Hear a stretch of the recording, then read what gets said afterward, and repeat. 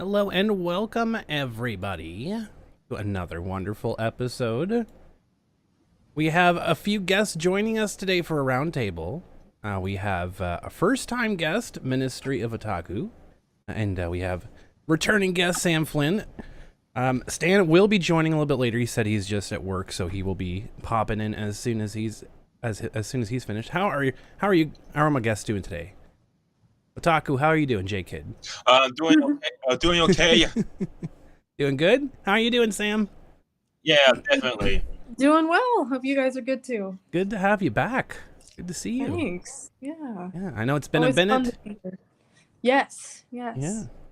Been a minute since we've had a show too. Power failures and internet outages. Wonderful things, let me tell you.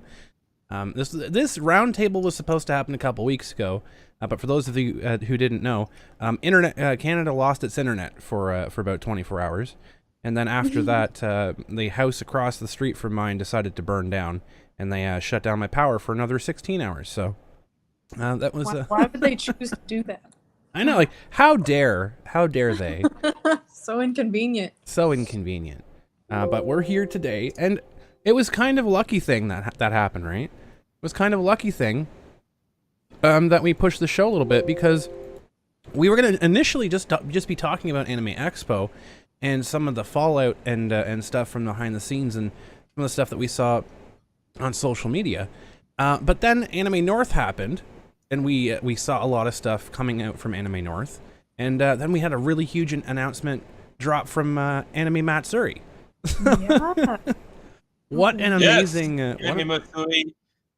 Yeah, Anime Matsuri is being doing the unprecedented thing of making their own dubbing studio. Absolutely. Very So, unprecedented. we're going to dive into all of these topics today. It has been a smorgasbord of topics, thankfully, over the past few weeks. And I'm kind of glad that all that stuff happened, because I didn't really want to get fatigued by talking about all this stuff over and over and over again. So we're going to talk about that. We're going to talk a little bit about Anime Matsuri a little bit later when Stan comes on the show.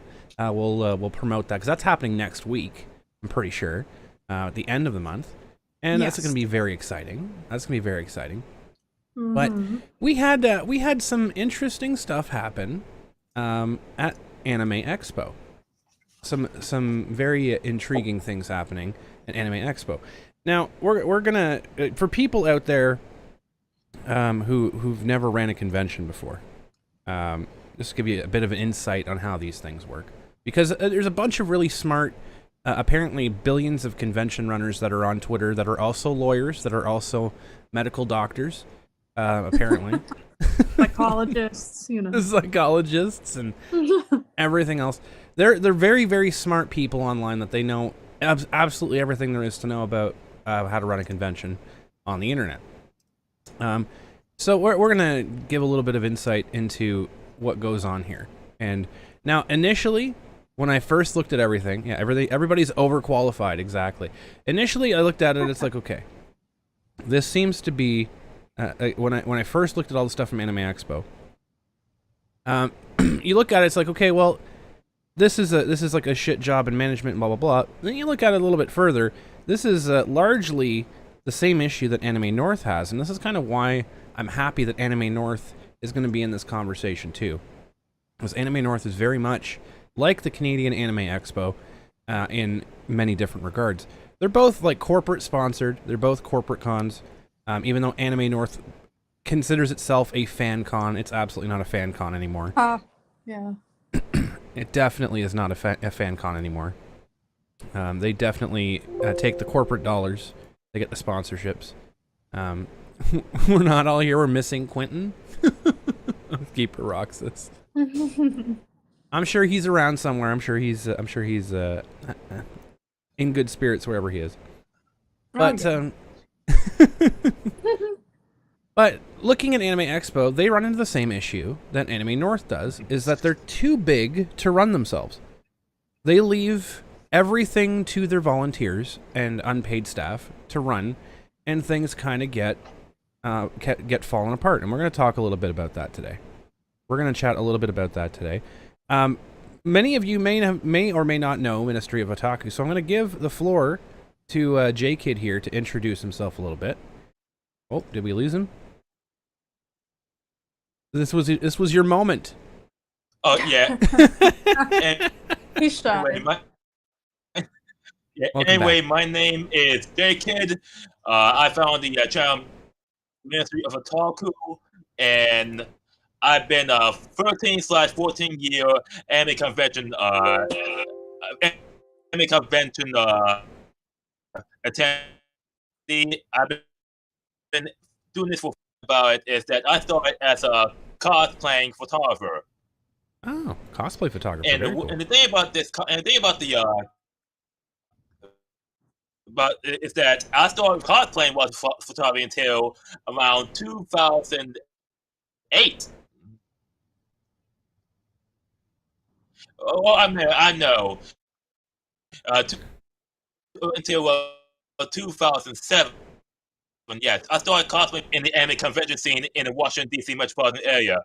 I've been documenting anime conventions with just start with a camera, and then with a video camera, a video camera, and camera, and eventually it has evolved to my cell phone, and eventually head cam, and I've been known as the silent autographer of the DC metropolitan convention scene because even though people know me, I don't have a web presence.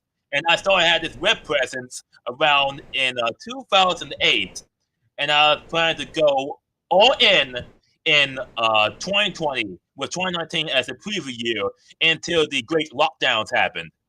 And yeah, the great lockdowns happened, and then everything went to pot. Yeah, it seemed like everything kind of just shut down. And I know that you've been following conventions and you've been documenting a lot of stuff on Twitter for the past past few little while here, and so that's why. Yes, and I've been actually documenting. Yeah.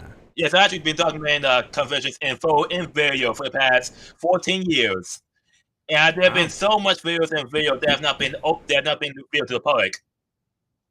Yeah, and that's why I wanted to bring you on to this show today, to talk a little bit about what you've been able to see and kind of compare notes on what we have here. I know Sam's been a part of the convention scene for quite a while too. Sam, for those people who might be new, why don't you give a little bit of rundown about your history? Sure. So I've been working in events for pretty much my entire life. I started with my family. We worked with local bands. We'd put on concerts, some charity concerts especially. And then in college, I started doing events for the music and theater college.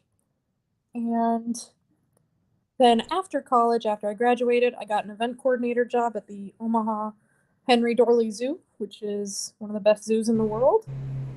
And then when I'm working at the zoo, I happened to attend ConPyCon in Omaha, Nebraska, where I'm from. And I happened to accidentally befriend and kind of go back and forth about professional things in the event world with some of the people who helped organize the convention. And I guess I became really, really into the industry because I was a big anime fan growing up. And ever since I was young, I've loved working with talent. I've loved working with musicians, actors, whatever have you. And I like helping them develop their careers too. So it just kind of worked out really well that I ended up marrying one. And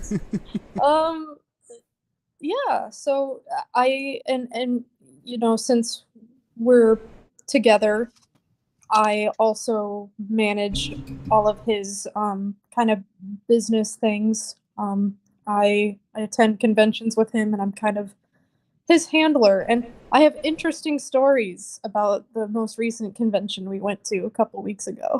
So, Oh, really? yeah. I'm excited to hear these. Yeah, I mean they're not like drama or anything, but it was just stupid things that make me realize just how entitled some people can be, how entitled they can be to, these actors' time and their attention, and it all kind of coincides. I think it's all a part of a bigger issue. Well, I am excited to hear these stories, and it looks like we lost our guest. Oh yeah, it's not a Canucklehead show without Boomerang. It really exactly. So I'm sure Otaku will be back. Every time you hear "wah," you hear it in Mario's voice. Wah! Wah! So okay, we had some stuff happen. We'll start at the beginning. We'll work our way through the meat and potatoes here. We'll start at the beginning. Anime Expo. Welcome back, Ministry of Otaku. Yeah, I know. Apparently something. Apparently it could decide to disconnect itself as we set. Oh shoot. Well, you're back. We got you. You didn't miss much. Don't worry. We're just starting to dig into Anime Expo now. So this is the convention that poo-pooed Vic. That said, no, we don't want Vic Mignogna at the show, but yes, we do want the alleged little person lover Damon Mills. Yeah. Yes, it's a legitimate sex offender. Well, I don't know why they allow. We don't know for sure, unfortunately, Allegedly.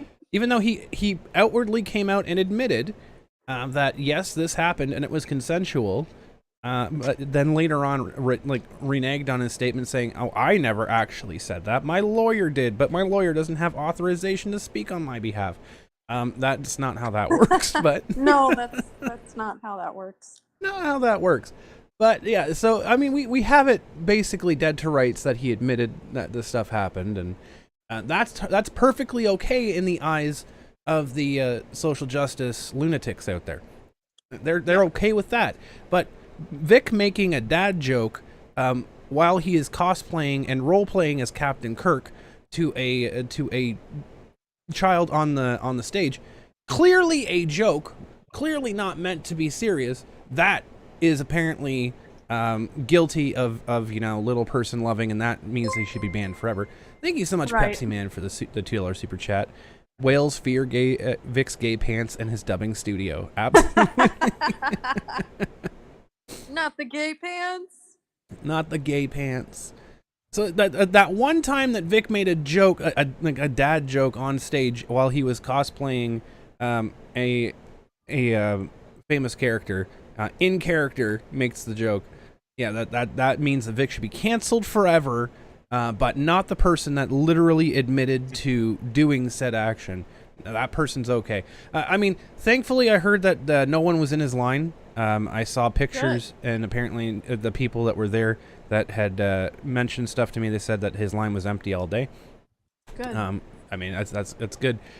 My understanding of how Anime Expo works here, it appears that Damon, now again, I have to be fair to Anime Expo. I can sit here and I can take the world's biggest shit on them all day for being a corporate con, and I love doing that, don't get me wrong, but I have to be fair to them.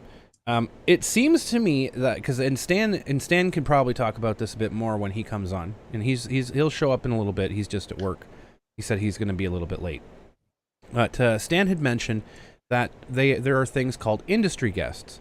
And industry guests are not invited by the convention. Yes. So industry guests are inserts by the industry. So like Funimation, like previously Funimation, now Crunchyroll, would send people. Like they would have, say, 15, 20, 30 spots, and they would send actors to fill those spots. And they would say, here's the information, here you go.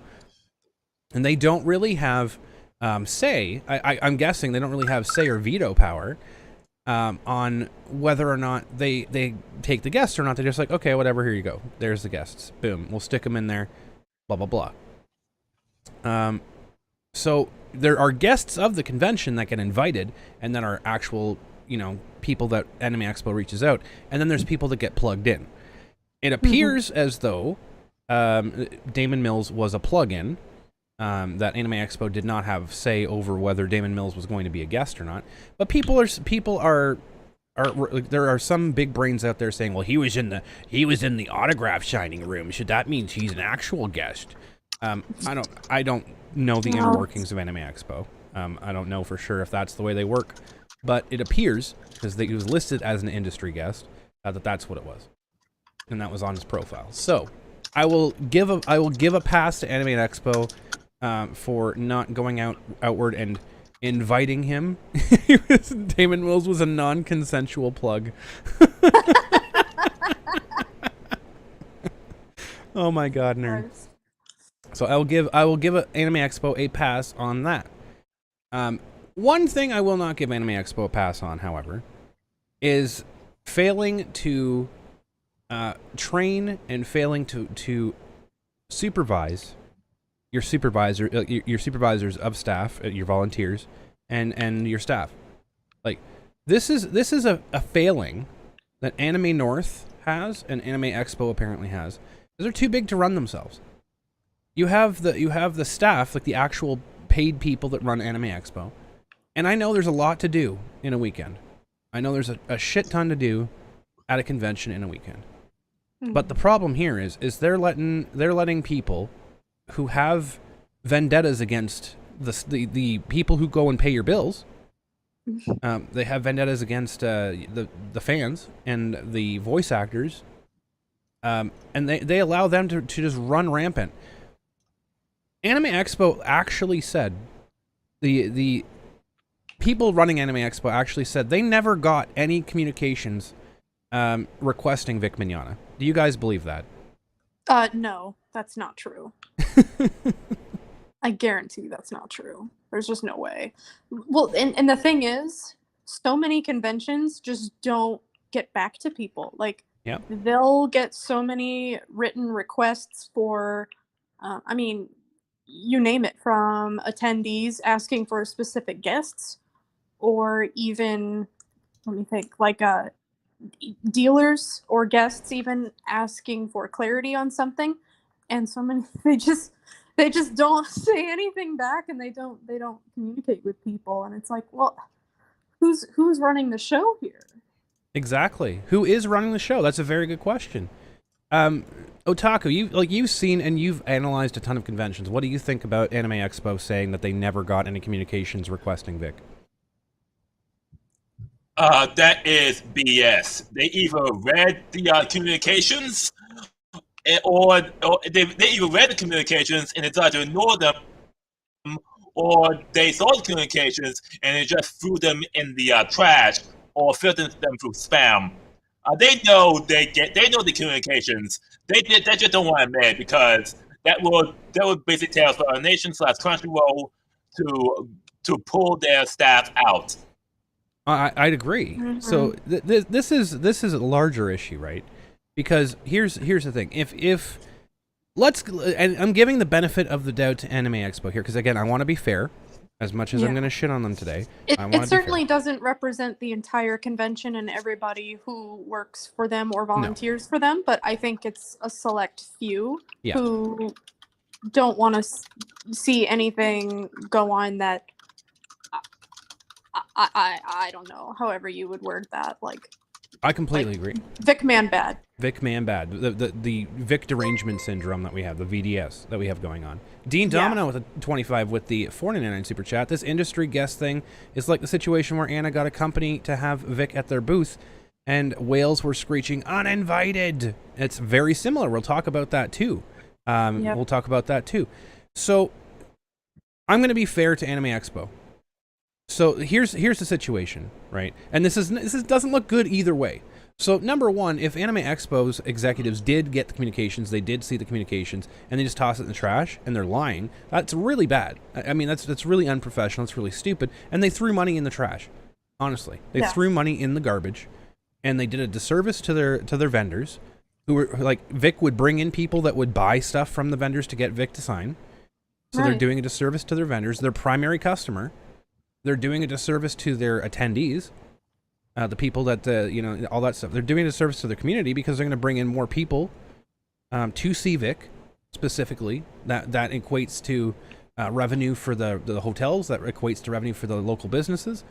So right down the line, they're being an irresponsible business from the top down if they are ignoring these requests.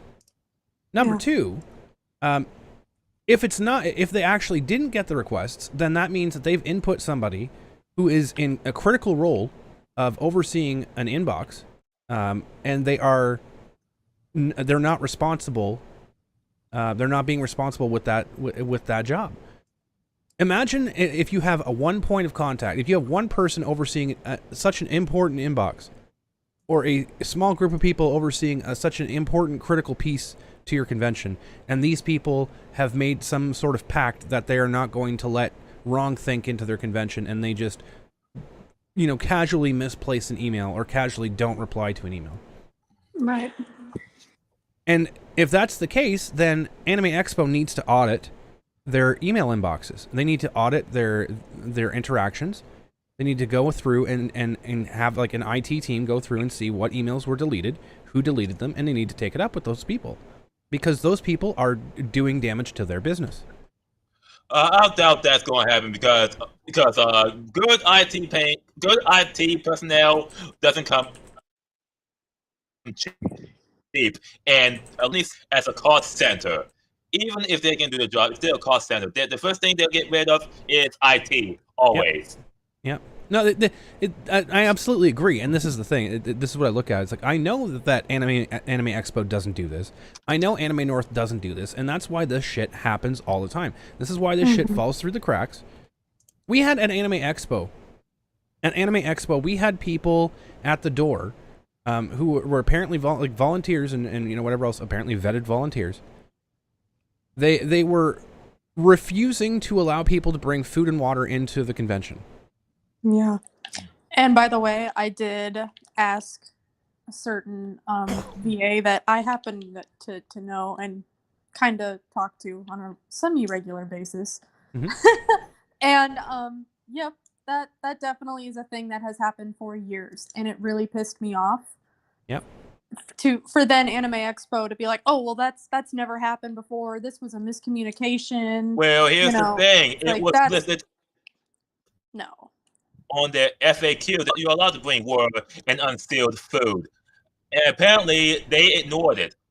Yeah. Apparently, somewhere along the chain. It's a thing they've been doing for years. Yeah. Yeah, and it's convenient that they forget it, right? It's convenient. And you have two sets of issues that I understand. You'll have one set of issues that's the venue staff. I don't think it was the venue staff that was stopping this. I don't think it was the venue staff that was communicating this. No, because that'd be a ridiculous rule for their venue. They know it. Absolutely.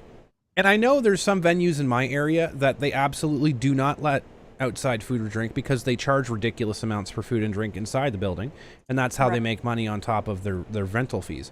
So like I understand that, but for that convention center, I don't think that was the case.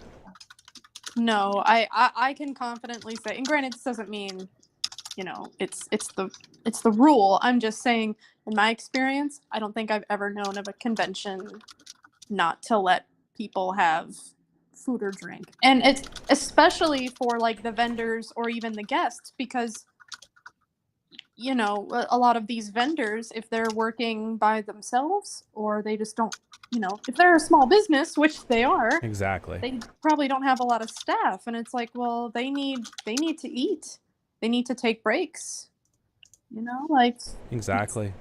I just think it's really poor service to treat people like that. Especially the people that are there making you money. Like, especially the people that are there that are paying you, they're paying customers. Like, vendors, people don't understand that the primary customer of a convention is the vendor. That is your first point of contact. That is your first person that is paying you out of pocket for your convention. It's your vendor. And that is your customer that you should be taking care of. Your attendee is a tertiary customer, because they are there to pay you a pittance to go and spend money at your primary customer, because it's your responsibility to bring in people and make sure that the vendor, your primary customer, has every opportunity to succeed. That's why they're paying you money to be there, because you're apparently supposed to be a destination that brings in people more so than their actual business would, or their physical location would. That's why they're there. That's why they're supposed to. That's why they go to conventions. get higher traffic, and get sales. This is what a lot of people don't tend to understand when they go to conventions as an attendee. It's the greater picture of things. Right. And it's when you're looking at treating the attendees like shit, you make them not want to go, or you force them. Happy people spend money. This is what I'm trying to get down. Happy people open their wallets. Happy people spend their money. Unhappy people leave early. Unhappy people don't buy anything. And then what does that say to your vendors? What does that say to your primary customers? Like, you're not making a good fan experience. You're not making a good vendor experience. That's what it is. I'm sure that just, the regular everyday con attendee, I don't think they would take too kindly, whether it's a policy or a rule or not.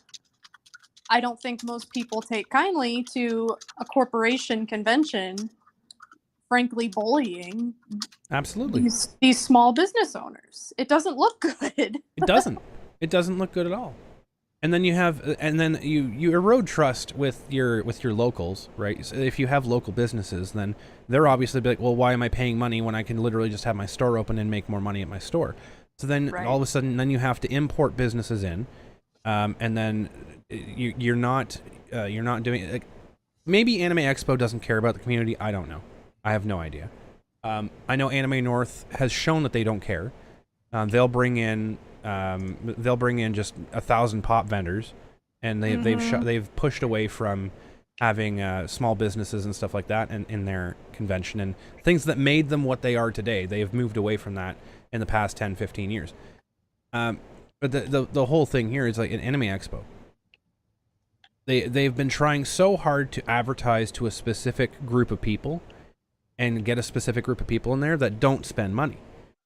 It's like you're advertising to the group of people that thinks that hitting like on a Facebook post is going to feed people in Africa, right? They think that their interactions online and that is going to change the world. They don't think that maybe if I go to a convention and I drop $5 on a piece of art, that will make a difference to an artist, because they don't do it. They don't go out and they don't physically spend money. They just sit back and they send thoughts and prayers. Right. And thoughts and prayers don't put food on the table. That's what it comes down to. We had Anime Expo, dog whistling and signal flaring for COVID, right? As far as I'm understanding, in that area, there's not really much COVID restrictions, right? I'm not 100% sure. Yes, and yes. Well, wait, it's Los Angeles, right? Los Angeles, they were mostly the Chan for about a few months now. And here's the thing: Anime Expo should have shown some backbone, but tell them that we are not legally required to impose mask or fax mandates whatsoever. Because legally we are not obligated. And they could explain that due to the size of the attendee base, which over 80,000, enforcing such a mandate would be logically impossible. But the outrage came anyway from a small percentage of cosplayers and attendees. And they backtracked. And they feel that Anime Expo, like most anime conventions, have no backbone. I agree. And yeah, so they are in Los Angeles, Sam. So Quentin and I were just living in Southern California, and we were there for a little bit doing some work. Mm-hmm. And all that shit, getting a new agent. Los Angeles is an experience. That's for sure. I'll say, yeah. If I ever have to go back, it's too soon. And it's definitely with the heat. I mean, how many people was? How many people actually had heat stroke wearing these masks? Yeah, go ahead, Sam. Oh yeah, definitely. But yeah, I will say that at least everywhere that we were going in Los Angeles, there were no like indoor mask requirements or even vax requirements. And of course, private businesses, you know, they can hold their own thing if they want. If they want to have that rule, that's certainly their right. But there was certainly no, at least to my knowledge, there wasn't an enforced law. So I thought it was kind of a strange choice to do that, because the funny thing is, Yes, do here's the a thing. convention. Even though there was mild enforcement with the armbands, in reality there was no real enforcement of the mask and vax mandate. Many people still wore their masks. There's no legal requirement in No. Los Angeles or California. No, there's not. And, you know, I know it's weird, but I don't think many people are very comfortable with showing fucking vax cards to random convention volunteers, you know? Exactly. So I And understand. And there is a short of... Yeah. So from my understanding, because I heard people that went to, I've had tons of people that went to Anime Expo reach out to me and tell me their experiences there. They did not check for COVID at the door. Like they were not checking vaccine status at the door. They were not enforcing mask mandates. So then what's the point of fucking, like, all having that? Like, I mean, it was purely for virtue signaling. Yeah. Yes, the point is virtue signaling towards a percent that will not be satisfied. They'll never be satisfied because they got a diet of fear from social media and from corporate media. That's exactly true.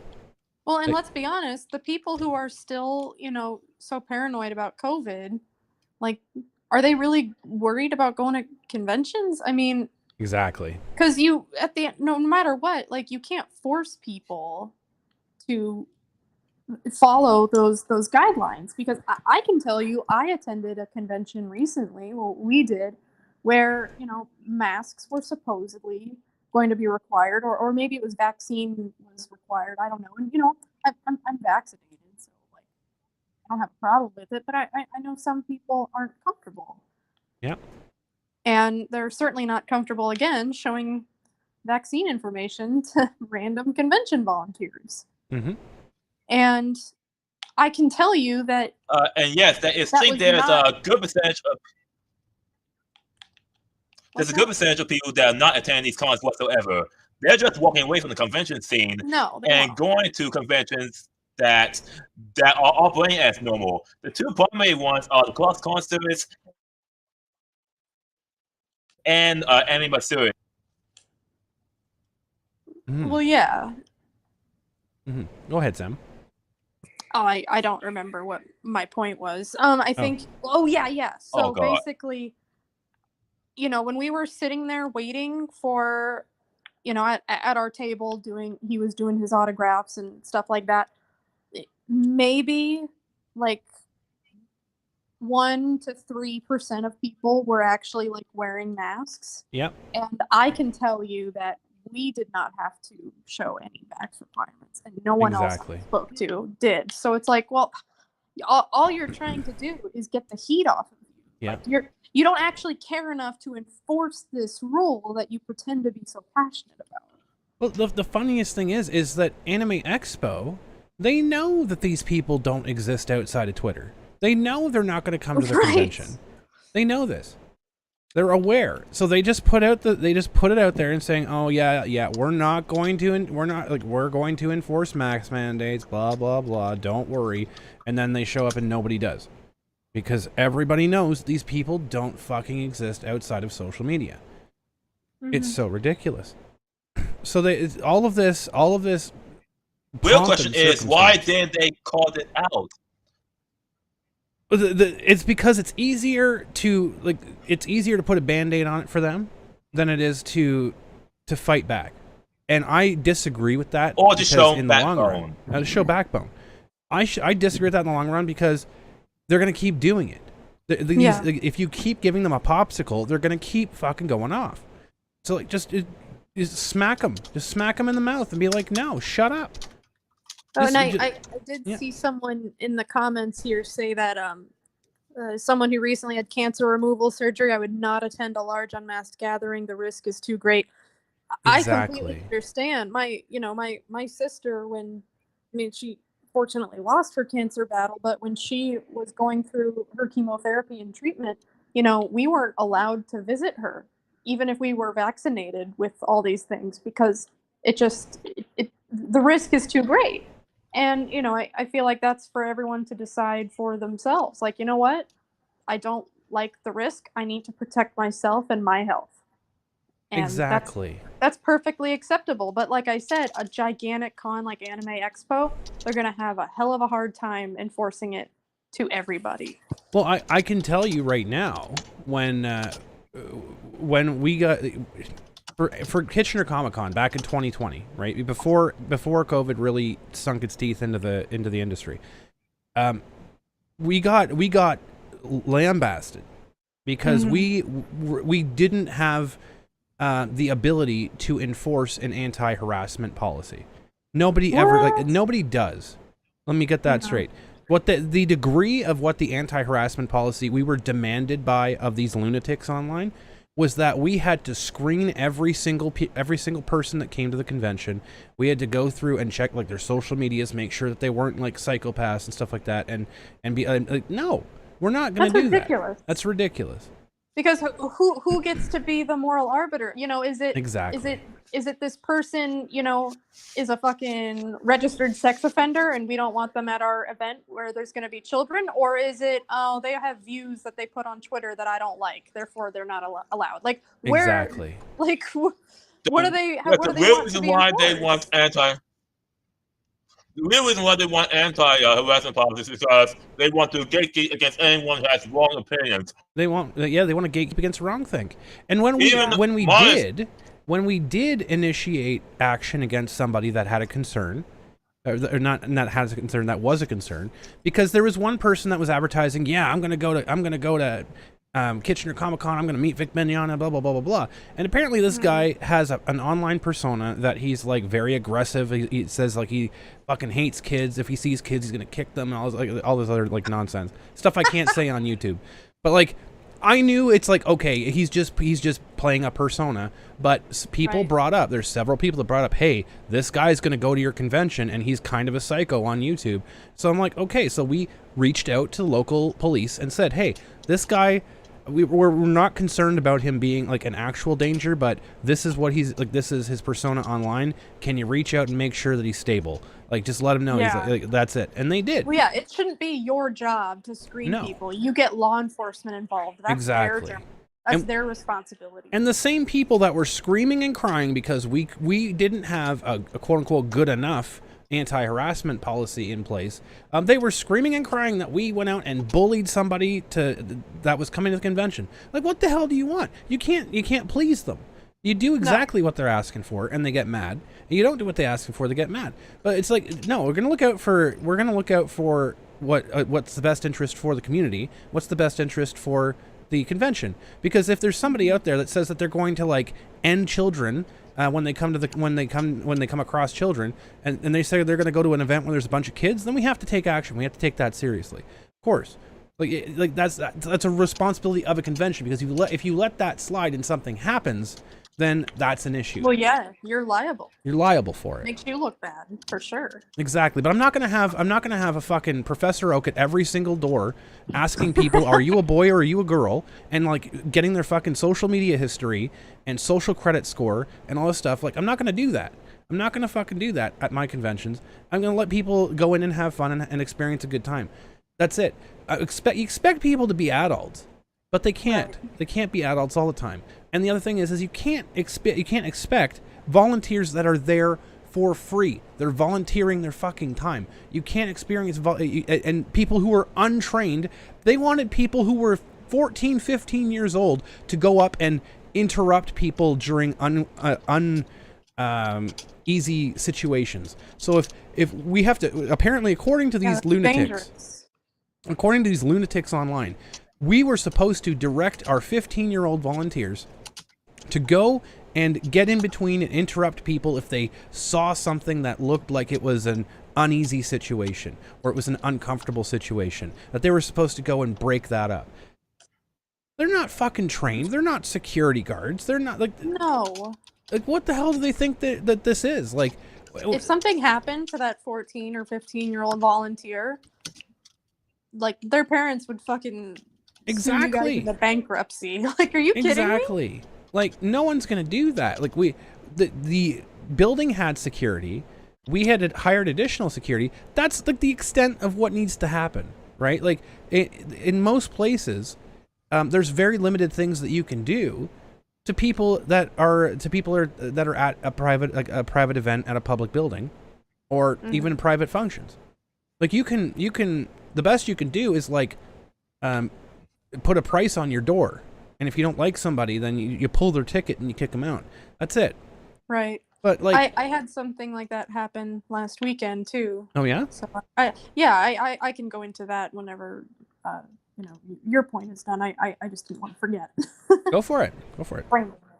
Oh, so I'm basically I'm a Discord moderator. I know memes for this one circuit, I guess, of conventions, and we kind of were having an issue with this one member of the server. He was just being kind of weird, making people uncomfortable, and people would be like, "Hey, you need to chill. You're making this person uncomfortable," or you're being kind of rude.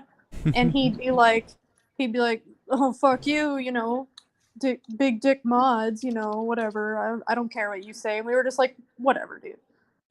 We thought they're like, he might behave himself at the con. This might just be a persona of his. We're not gonna, try to get him banned from the con right now or anything crazy like that. Let's give him a chance. So he comes to the con, and he's literally following all the mods of this server and trying to get their attention and just making them uncomfortable. And this happened the entire weekend. And finally, on the last day, someone got, instead of going to, like, well, okay, they did tell ConOps, I think. And then ConOps got Chicago police involved. Because, again, that's just kind of a lot for convention workers to deal with. It's like if you work anywhere else, like if you work retail and there's a robbery or a fight in your store, you don't try to break it up. You get the police involved. You get the professionals involved. You don't try to handle it yourself because that's dangerous. Well, and the people that are clamoring for this have never worked a day in their life, so they don't know this. Hey, you know how hard it is to e-beg on Twitter? You know how hard it is to afford your own couch, Samantha? Good grief. No, it's so ridiculous. Like, they expect people, and again, you bring up a very good point. Like, in any retail store, you go to a Walmart, if someone like takes out a box of matches and starts setting clothing on fire in a Walmart, you think the employees are going to jump them and stop them? No, they're going to call the fucking police. They don't get paid enough to care. They don't get paid. Like, if they get stabbed or like by this lunatic or set on fire, they're not going to get compensation. No. Like, they might even get they might even get reprimanded for trying to stop it. Because like that's the company outlook on it. You don't do that. You leave it up to the professionals. You're not trained for that situation. You're not trained. You're not authorized. If you like, the point is, and large point in the States, it's even worse. In the U.S., it's really bad. If there's a crime in progress and you are not a law officer, or if there's a severe injury and you are not a paramedic or a medical officer, and you try to assist in that situation, if somebody gets hurt or dies, all of a sudden, regardless of the situation, regardless of the circumstances, if like look at the whole Rittenhouse situation, right? Look at the big hoopla over that. Like, Rittenhouse was self-defending himself, and people were calling him a murderer. People were calling him this and that because of all that stuff. What the hell happened? Like, if you go in there and you knock somebody over that's setting fire to a building, and they crack their head and they die, like, that's an uphill battle to defend yourself against that. It's an uphill battle to defend yourself against that because you are not in imminent danger. The laws Right. around that are very, very strict. And if you go, and especially in Canada, if you go and try and help somebody that has a medical issue, if someone's having a heart attack, you don't have your first aid, then you're fucking liable for them.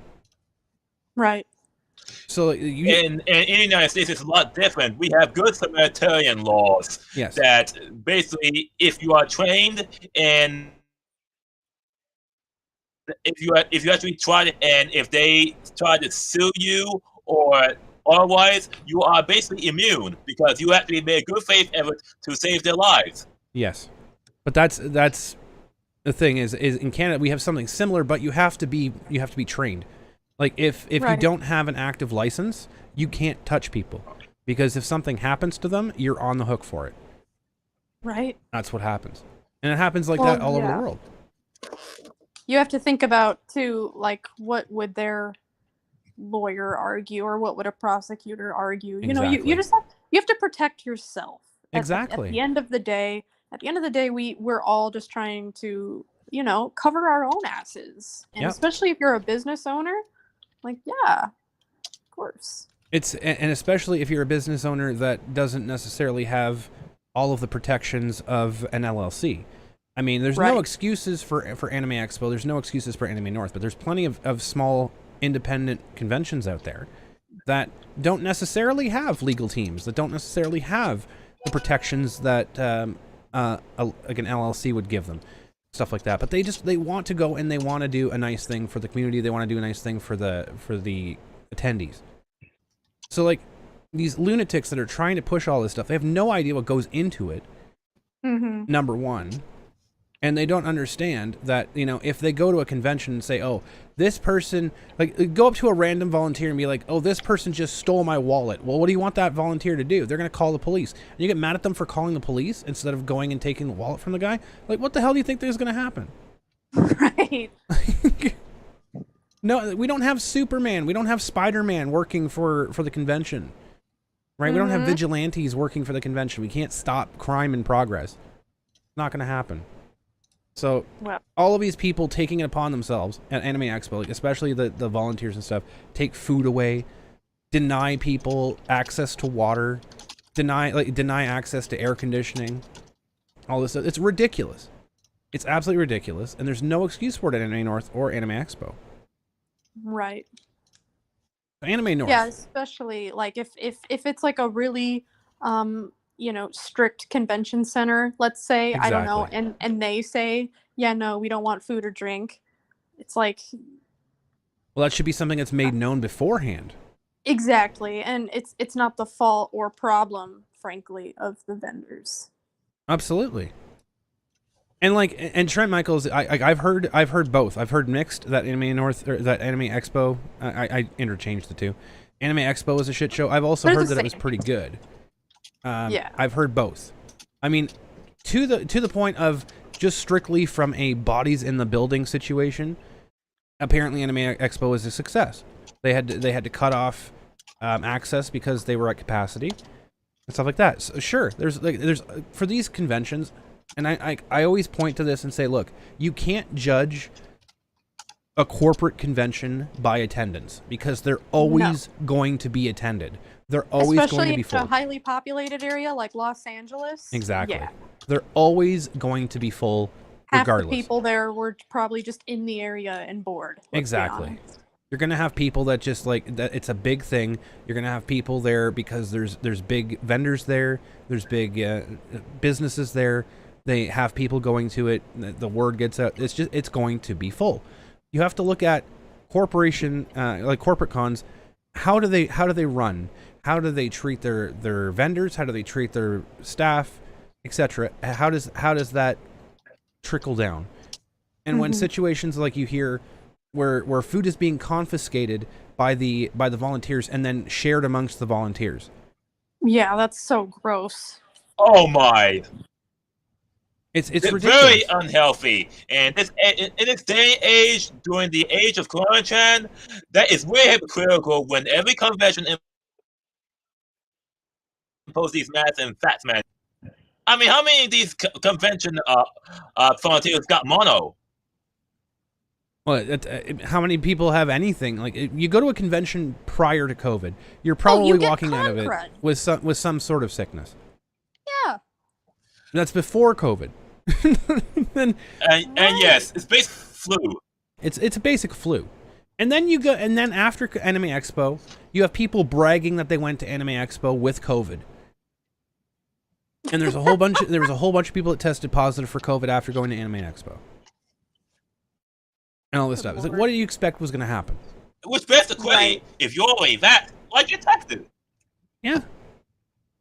Like it's what did you expect was going to happen? You're going to a place where you're locked in a room with like 10,000 people. What the hell did you think was going to happen? Well, and I hate to say this too. I hope it's And not. that's hot, why but, anime convention like, scene since 2020. They all got nuts. Right. But like, what? At this point in the game, it's been 2.5 years basically since COVID came here. Yes. We know a little bit more about it. We have a vaccine for it, and most people are vaccinated. Most people are back to work. Most people are trying to get back to normal life. Yep. Like, at some point, COVID is, what do they call it? I think endemic. It's here to stay. It's not Yep. fucking going anywhere. We're not eliminating it. It's a fact of life. I don't know how 2.5 years later I have not caught COVID. I've been around people who had Same. it, and I have not gotten it. Quentin, thankfully, has not gotten it. And, he's always shaking hands and talking to people at these conventions. Hell, we had a fan message us And a few here's the days thing: I'm not after even. Anime Midwest. Go ahead, Tim. Yeah, and I'm not even sure I have had Corona, people- Jen. We had a fan message us a few days after Anime Midwest and say, "Hey, Flynn's, like, I'm so sorry. I just found out I tested positive for COVID, but I wanted to let you know." And, like, we weren't super stressed about it because we didn't have any symptoms, so we still tested. Yeah. Neither of us had it. Yeah. We're good. So, and I know some people aren't so lucky, but again, it's like I don't really think there's a point unless you're like, immunocompromised, you're going through cancer treatment or anything like that. I don't think there's a reason for the average person to be so paralyzed by it. And I think it's because of the fucking media. I agree. It's such a weird thing. Like people ask back in 2020 if Kitchener Comic Con was going to be after the when Kitchener Comic Con was going to be after the pandemic. Now, again, I haven't been part of the team for quite a long time. I'm doing my own thing, so just wanted to let you guys know because I know people are still reaching out and asking me, "Oh, when is this going to happen? When's this going to happen? Are you going to get Vic back?" I'm as far as I know, Vic was still on amazing terms with KCC, and whenever they decide to have an event, I'm sure he's number one on their priority list to get back. So, but I hope Quentin's going to be invited. I hope so. I really hope so. I'll definitely request it. Absolutely. But like I'm building my own stuff. I'm looking at my own stuff for Yeah. my own my own convention and my own event and stuff. But what I'm looking at is like, and why it's taking so long. It's like I don't want to put up an event and then especially as a first time event and then have to delay it and then have to delay it and have to delay it or Right. move it or whatever else. It's such an annoying thing. It's such a moving target up here in Canada because of the restrictions. But the other part is that I'd also, for at least the last touch point when we were talking for Kitchener Comic Con was we don't want to be the convention that goes out and has the massive outbreak like Anime Expo just did, right? We don't want to have an event and then have a good to great event and then have everyone remember it as being a super spreader event and everyone just being sick and have people dying from COVID. Right. Yeah, Which you don't want that. You don't want that. You don't want that at all because for Anime Expo there's the people they don't have knives out for Anime Expo, right? The people out there are giving a pass for Anime Expo at having an alleged P word at the event. So like literally they can't do anything fucking wrong. So the slight kickback they got for having a massive COVID outbreak at their event is literally nothing. If that happens at Anime Matsuri, if that happens at Kitchener Comic Con, if that happens at like Kamea Con, they'll look for anything to hate they on. will go Anything, so. like neck deep in at people. And they will that will be the next headline for the next 10 years for these lunatics. They're going to be like, well, they did this convention killed this many people, this did da da da da da da da. You're never going to hear the end of it. And so it's like, you got to take that extra step when you're looking at it. It's like, okay, well, we got to be fucking careful. Like, I think Anime Matsuri is going to be a massively successful event. I think it's going to be great for the people that got there. It's going to be amazing. But look at Anime North. Anime Matsuri is going to be a massive event. Oh yeah, we're gonna take a look at Anime North before we get into Anime Matsuri stuff, because Stan is just on his way home. Yeah, so okay, he should be on the way to the show fairly shortly. But Anime North is the second thing I wanted to talk about today, because you look at that, 4 years, Anime North, and I knew this for 10 fucking years. The owners and operators of Anime North, they fucking can't stand attendees.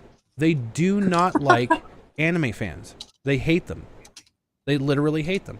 They have been trying for years to find a way to cut down on ticket sales because they don't like anime fans. They don't like them. Wild. They've tried to find ways and excuses to cap ticket sales for years. And this year they made the excuse, oh well, it's COVID restrictions, you know, we're trying to make sure that it's safe. No, bullshit. You've been trying for fucking years. You've been trying for fucking years to cut down on ticket sales because like you're getting your money, like Anime North is getting their money from vendors because they don't care who's in the vendor hall. They literally sell out their vendor hall 99% to pop figurines. I'm getting so sick of seeing those. They're fucking everywhere. They're fucking everywhere. And they don't even have like we have been looking fucking everywhere for Axel ones. So that he can sign and, you know, give them out at these cons. And none of these Funko places have like the rarer ones like that. But you know they've got fucking 20 copies of the same ones that you see everywhere else. Exactly. Like, what the fuck? Exactly. But there's a chance, right? There's a chance you could stumble across a rare one. So you have to go to all 3,000 of the fucking Funko vendors. Yeah. It's so ridiculous. But like, this is what Anime North is. It's basically a Funko Pop convention. The real reason. Go ahead. The real reason is that if Anime North hates their attendees so much, why hold a con? Because they make money. This is the thing. This is the point that I'm getting to. They are getting their money from vendors. No, they only want money. What money? They're getting their money from vendors because that's guaranteed. That's guaranteed floor. Because they're selling it, they don't have to. They can charge whatever they fucking want. These pop vendors will pay it. They're getting their money from sponsors because their convention gets a lot of airtime, and they get their voice actors and whatever else to come in from Crunchyroll because they have a side deal with them. So they're making bank. You think that they're making money from attendees? They maybe get like a tenth, maybe that might be even high, a tenth of the revenue from attendees. They don't fucking care. They want people to spend money and not show up to their event if they could get away with it. That's what they want. And this is allegedly a non-profit organization, right? This is the joke, right? Non-profit. Yeah. Non-profit, right? That's like that. As someone who worked for a nonprofit, it's not. It's not a nonprofit. No. That's a moniker. Yeah. Like, why? So for people out there, like, well, what do you mean, Crumb? It says it's nonprofit. I have an email. I showed this on stream, like on a few shows, like a long time ago when I had a couple people on to talk about this in the past about Anime North. I had an email from Anime North executives saying that don't worry about COVID. We have to put off this show for a year. We have a nest egg. He literally said we have a nest egg that will last us for 2 years. We don't have to run a show for 2 years and we can still afford everything. How is that non-profit? How is that a non-profit show? They can sit on money that they make. for 2 years without having to pay it. And when they have to pay it, they either pay it out to It's themselves. really a business. It is a business. It is a business. Yes, Anime North is in Toronto. They can pay themselves. They can pay ridiculous money to whatever else, and then they can donate the rest, whatever, as long as they're at $0 from 2 years from the time that they get that dollar. As long as they can account for every dollar that doesn't, and they pay themselves because they're employees of the company. There's the top 3 of Anime North that are making all the fucking money in Anime North because they're paying themselves. They're taking vacations around the world on your fucking dollar. Because people are so, like, people will go to Anime North because they're fucking addicts. The same thing for Anime Expo. Yeah. Doesn't matter that you could chance risking lethal and blind consumers. Blind consumers. It doesn't matter that you could risk getting a lethal fucking flu from going to Anime North or Anime Expo because you're there with like literally 30,000 other fucking people in a 10,000 square foot area. Do the math. That doesn't fucking work. But it doesn't matter that you could potentially go and catch a fucking apparently deadly disease, because these are the same people that are losing their fucking minds over wearing masks and losing their minds about allowing people that aren't vaccinated in the building. Doesn't matter about that because they have to go and get a fucking pop figurine. Right. They have to go and cosplay and get their photo taken. Well, and if the convention doesn't want to invite people that they don't like, even better. Exactly. Like they can pick and choose, and this is the other thing. They can pick and choose because they're going to make their money anyways because they have the whales paying for it.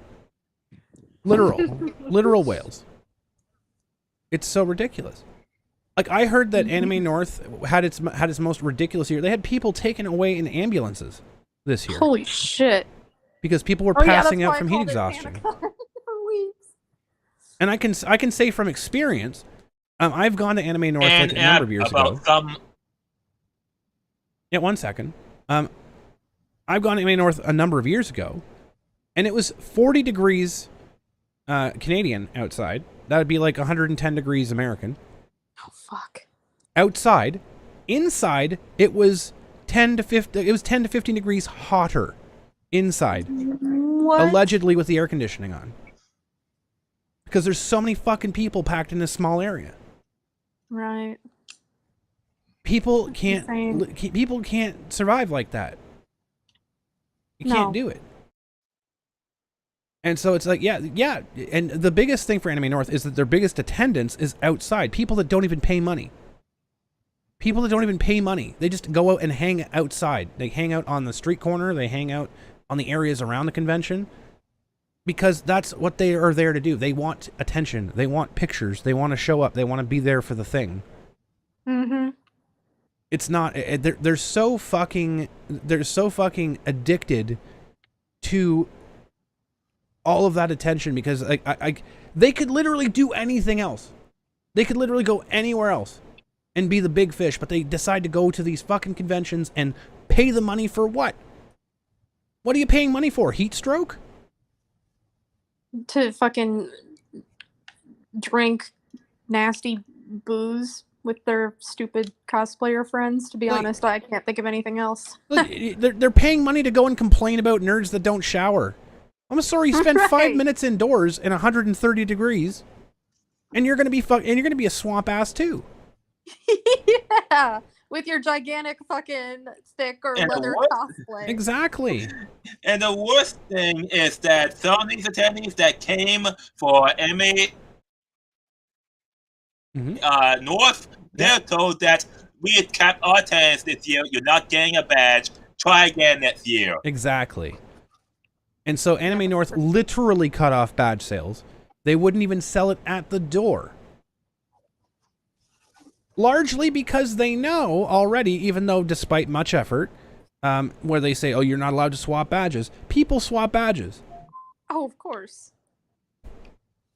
They know. They're not allowed to, apparently, but they do.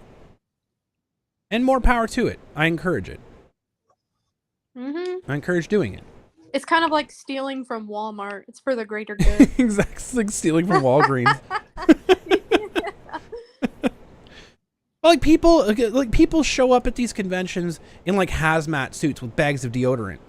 Like, what the fuck do you think you're doing? I get it. Here's I get that it. attention you wanted. It's attention whoring.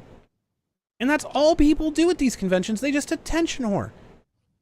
Yep. It's right down from the people that like go wearing next to nothing, right up to the people that like, you know, they go specifically just to get their pictures taken or to cause a scene. Mm-hmm. That's all it has broken down to, and they're fucking addicted to it. And Anime North realizes they're not getting enough attention any other. No, they aren't. In their regular lives. So. They aren't. And Anime North realizes this, and they capitalize on it. Because Anime North could literally put a fucking ball pit in the middle of an empty room, and people will still pay to go. DashCon. DashCon. They would still pay to go. Yeah, and that's what anime conventions have reduced to. Glorified shopping malls and cultural conferences, lockdown cultural conferences. I come to anime convention for the spectacle, the atmosphere. Exactly. And now it's with the one into a dystopian... Yeah, dystopian experience.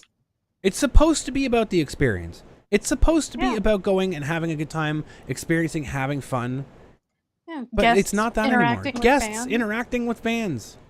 Have the guests out there. Like, I can tell you right now, there's another convention in my local area. I have never seen the guests more dejected in their entire lives. And it was largely because the convention had no idea what the hell they were doing. They put all of their staying power in the other... so they had two rooms of this convention center. One room, they stuck all of their high-paying vendors, which they had no staying power in this room at all. Like, it was basically... it was like an industry room where you walk through once and you've seen everything. And there's nothing to do in it. Yeah. So they stuck their guests in that room with the high-paying vendors. They charged one company $7,000 for a booth. What the fuck? $7,000 for a booth to be in the room with all the guests. And after 10 minutes, that room was empty. Nobody was in it. They had, and in the other room, they had games, they had panels, they had like food, they had all sorts of stuff in the other room. And guess where the fucking people settled? After they walked through and saw everything there was to see in 10 minutes in the other room. They went in the fucking room where all the games and shit were, where all the stuff was going on, not where the guests were. Guests were literally sitting at empty fucking lines for hours. They left like halfway through the day. They had Jay Baruchel. They had the voice of Hiccup at the fucking convention. He showed up 2 hours late. He looked like he rolled out of bed, and he stayed. And like once the line was done, he was gone. Like there was, it was such a shit show. God. But people were just like, they're applauding. Yeah, this is great. It was a great event. No, it wasn't a great event. It was terrible. Like, the vendors were pissed. They were never going back. They were never going back. 100%. Like, that's your number one priority as a convention, is to get your vendors to return. Because you want your good vendors back, because your good vendors bring in good stuff. Next time, they bring in unique things. They bring in cool stuff. They bring in stuff that they're not going to be selling necessarily all the time, so that your attendees can get really cool things when they come in. That's the ecosystem. That's the ecosystem of a convention. But we're seeing it at Anime Expo. We're seeing it at Anime North, where they just don't fucking care. Mm-hmm.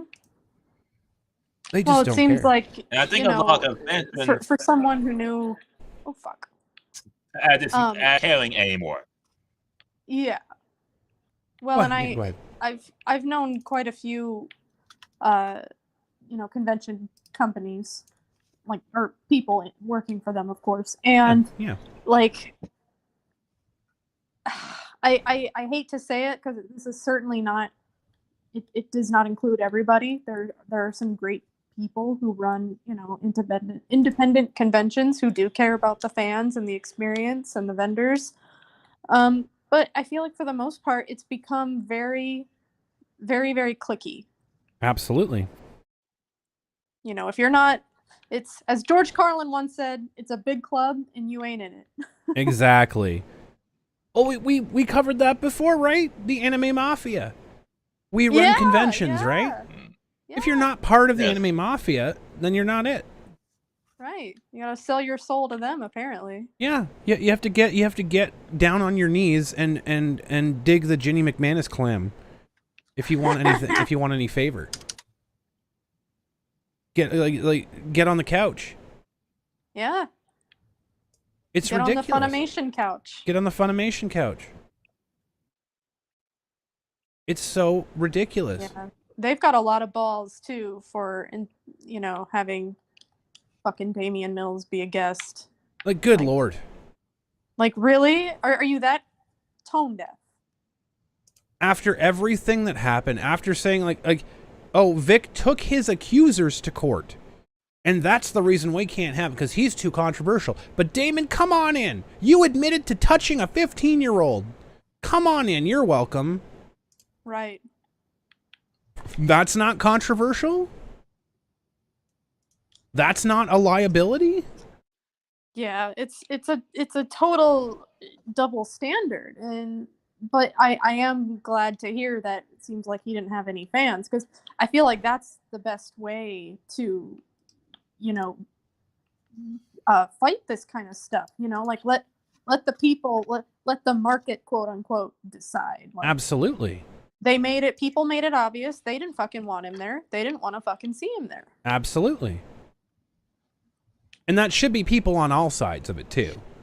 And For sure. Shame on the people out there that are saying, well, his accuser recanted, so everything's fine. Yeah, so did Kevin Spacey's. They recanted by being dead. Yeah. They recanted It's like, permanently by okay. being in the ground. Yeah, it's like, if you're gonna have a standard for one, like, good for the goose, good for the gander. You know, it's like, it's so pathetic how blatant some of these double standards are. Like, Absolutely.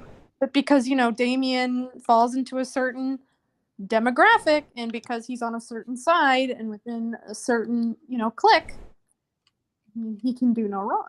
Absolutely. Dean Domino 25 with the $4.99 super chat. Newest book from J.K. Rowling. Christopher Sabat and the Couch of Casting. Looking forward to that good. one. Looking forward to Yeah. that one. But can we take a minute? We're going to pivot here to an actually successful convention. One that shows that they're listening to the fans. Yeah. Hopefully Stan should be joining soon. But we're going to talk about Anime Matsuri.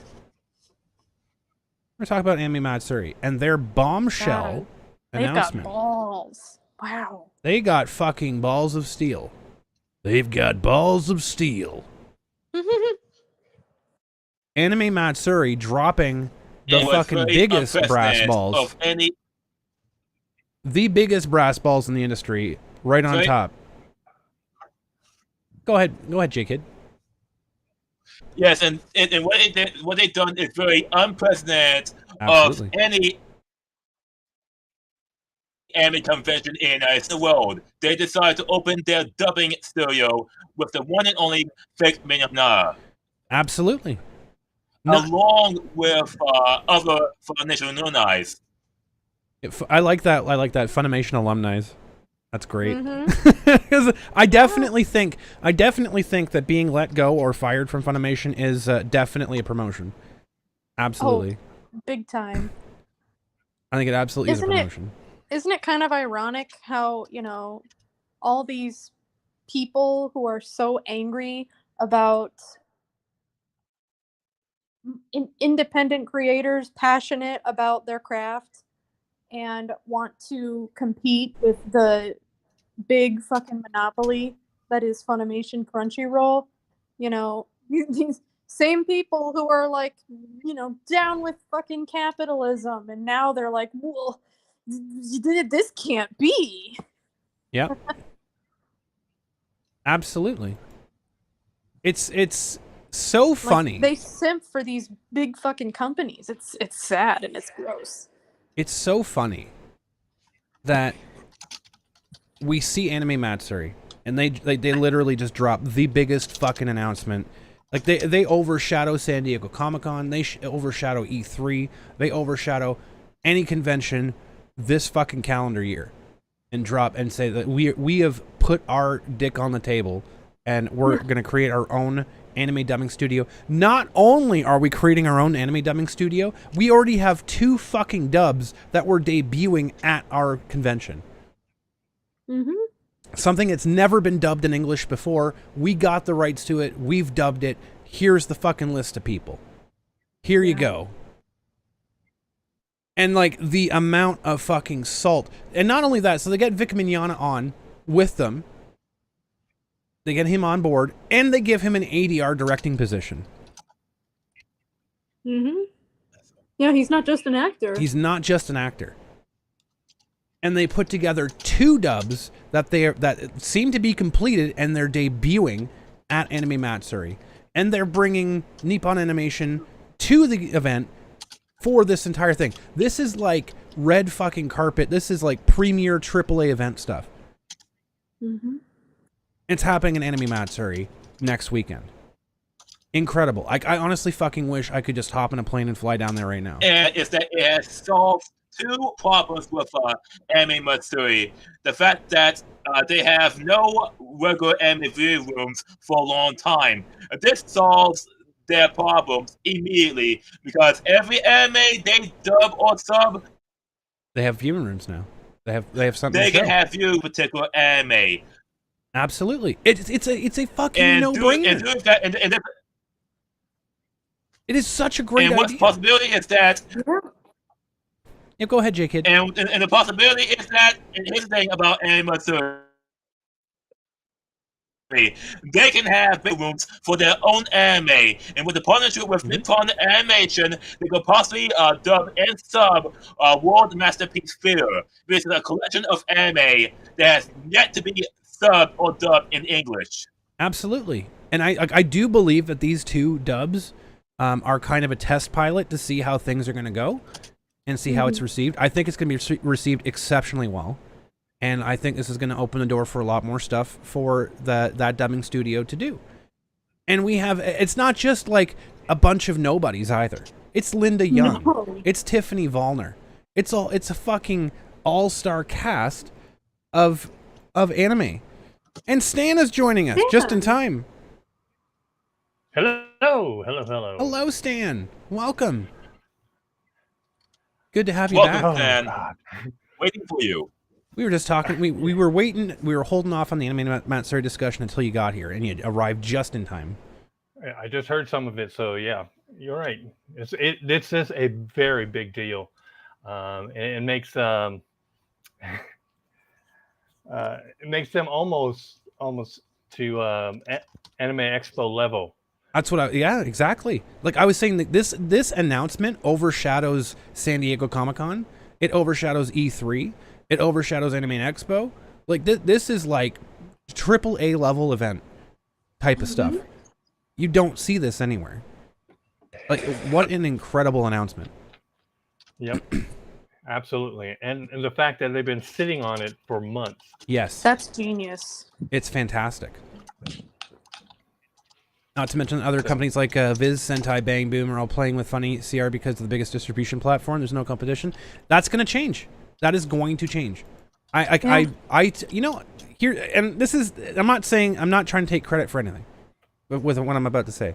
But back when we had Vic in 2020 in Kitchener Comic-Con, we were on our way back to the hotel, and I had a heart-to-heart with Vic. And I told him straight up that I think Funimation cutting ties with him was the best thing that could happen for Vic because Funimation was holding him back. I said, You could do so much more. You have so much more potential. You have so much more to give back to the community. You have so much more you can do. That this is like that. It's the universe telling you that you have to stop being complacent in where you are, and you have to look to be better. Like this is holding you back. This is making you complacent. This is stopping you from your potential. And it's forcing you out and making you into a better place. Dean Domino 25 with the $9.99. Wish I could make it to Matsuri this year. I wish them all the best of luck with the venture. Hopefully they can break into the subs translations to plunge the figurative sword into the heart of Cancer Roll. I agree. And I can't tell you guys how I know this. I can't tell you guys how I feel this, but honestly, I just know. I knew at that moment when I saw what was happening to Vic, when we had him at the show, when we brought him there, I knew that he was destined to do this. I knew that he was that it was he should be in a part of running a dubbing studio. He should be doing this. He has the connections, he has the talent, he has the heart, he has the soul to do it, and he can do it. He's one of the few that can. Mm-hmm. And just because no one else has doesn't mean that no one else can. Right. And I think it's absolutely fucking brilliant that Anime Matsuri has thrown their hat into the ring in this, and that they've put up and they've built that building. They've you know, as they say, built it from the ground up. They put this together, regardless of the sabotage that's been going on, and the absolute sabotage that's going on right now, and the absolute dog shit backpedaling that people are doing. Let's talk about that for a minute. Shall we? Oh Lord. Well, before we get into that, you had mentioned to Vic that he was holding back. I had mentioned to Vic that since his doing Star Trek Continues, I said you should be doing more original content. Absolutely. Absolutely. I mean, you have the resources, you have the people that can help you out, and you can go to the next level. It's just, you know, finding that piece or piece of work that you can translate and make your own. Absolutely. And like I told him back in 2020, it's like, look, the universe is putting you in this spot where you are right now. I'm like, whether it's like I'm not a religious person, so for me it's different. But I'm like, for you, Vic, I'm like, it's God putting you in this situation where you need to be. It's putting you in contact with the people you need to be in contact with. It's putting you through the situations that he knows that you can handle. He knows that you can come out the other side with the strength and resolve that you need to. And it's like, this is where you need to be. And like, I'm happy. It took a couple years, but we got there. We got there. And like, now that like when I read that happened and I saw that video, I literally couldn't stop crying. Oh yeah, I definitely teared up for him. I'm getting emotional now just thinking of it, because like it's such a finally, like it's just that moment where everything's just like, finally, it was finally worth it. Yeah. Finally, there's a payoff here. Because something, like, it was just such a pressure, it was such a heaviness for so fucking long. And you had little things like Vic starring in that Silent Hill fan film and doing a bang up job in that. It was little things here and there, but this is like that fucking payoff moment. Oh yeah. Whereas I hope to God, I hope eventually that appeals come back in his favor. Because Lord knows that's taken forever. But it's a point now that Vic can finally move on from this. He's back in the anime industry. They can't say, well, now he's fired. He's never coming back. No, he's not. And for all the people out there, not coming back to your fucking asses. Yeah, not coming back to your swamp. All the Shreks out there that are celebrating that he's finally out of their doldrums. Right. Like he may not be in your company, but you should be worrying about your asses being fired. Exactly. Well, and I will say, I don't want to go too much into what they were talking about because not my place at all. But I will just share, you know, when we were kind of going through our shit, Vic was one of the people who, you know, reached out and spoke to both of us. He was very kind, very sweet. You know, he gave us, you know, his honest kind of take about, you know, what we were having to go through. And while he was helpful, I could also tell that he was kind of in a really negative place. Absolutely. Like he would, you know, he was saying like, well, you know, I'm never working in this industry again. You know, my career is done. is literally what he said. And I remember hearing that on the phone. It broke my heart for him because I was like, this isn't right. This isn't fair. It's not. It shouldn't happen. It is heartbreaking. And yeah, it was horrible to listen to because you can tell, anyone who talks to him can tell that he's a good and genuine person. And so as soon as I saw that news, I immediately went back to that phone call where he told Quentin and I, you know, my career's over. I'm never doing this that I love again. Mm-hmm. And I was like, you were fucking wrong. Exactly. And I'm so glad you were wrong. Exactly. I never actually been more happy that he was wrong about that. For the first time. Actually, I saw him in one, and he is one of the most down to earth people on earth. Even though he is a Christian, and evangelical Christian, he is the most grounded. I agree. And even though on Sunday he did have many trust session, it didn't fashion. And the reason why I got attacked by Vic folks is because I actually recorded that a 5-minute session of that session along with the full session of that panel. And there were a lot of Vic folks stalking me on Twitter, and they assumed that I'm pro-Vic, even though I'm a neutral party. I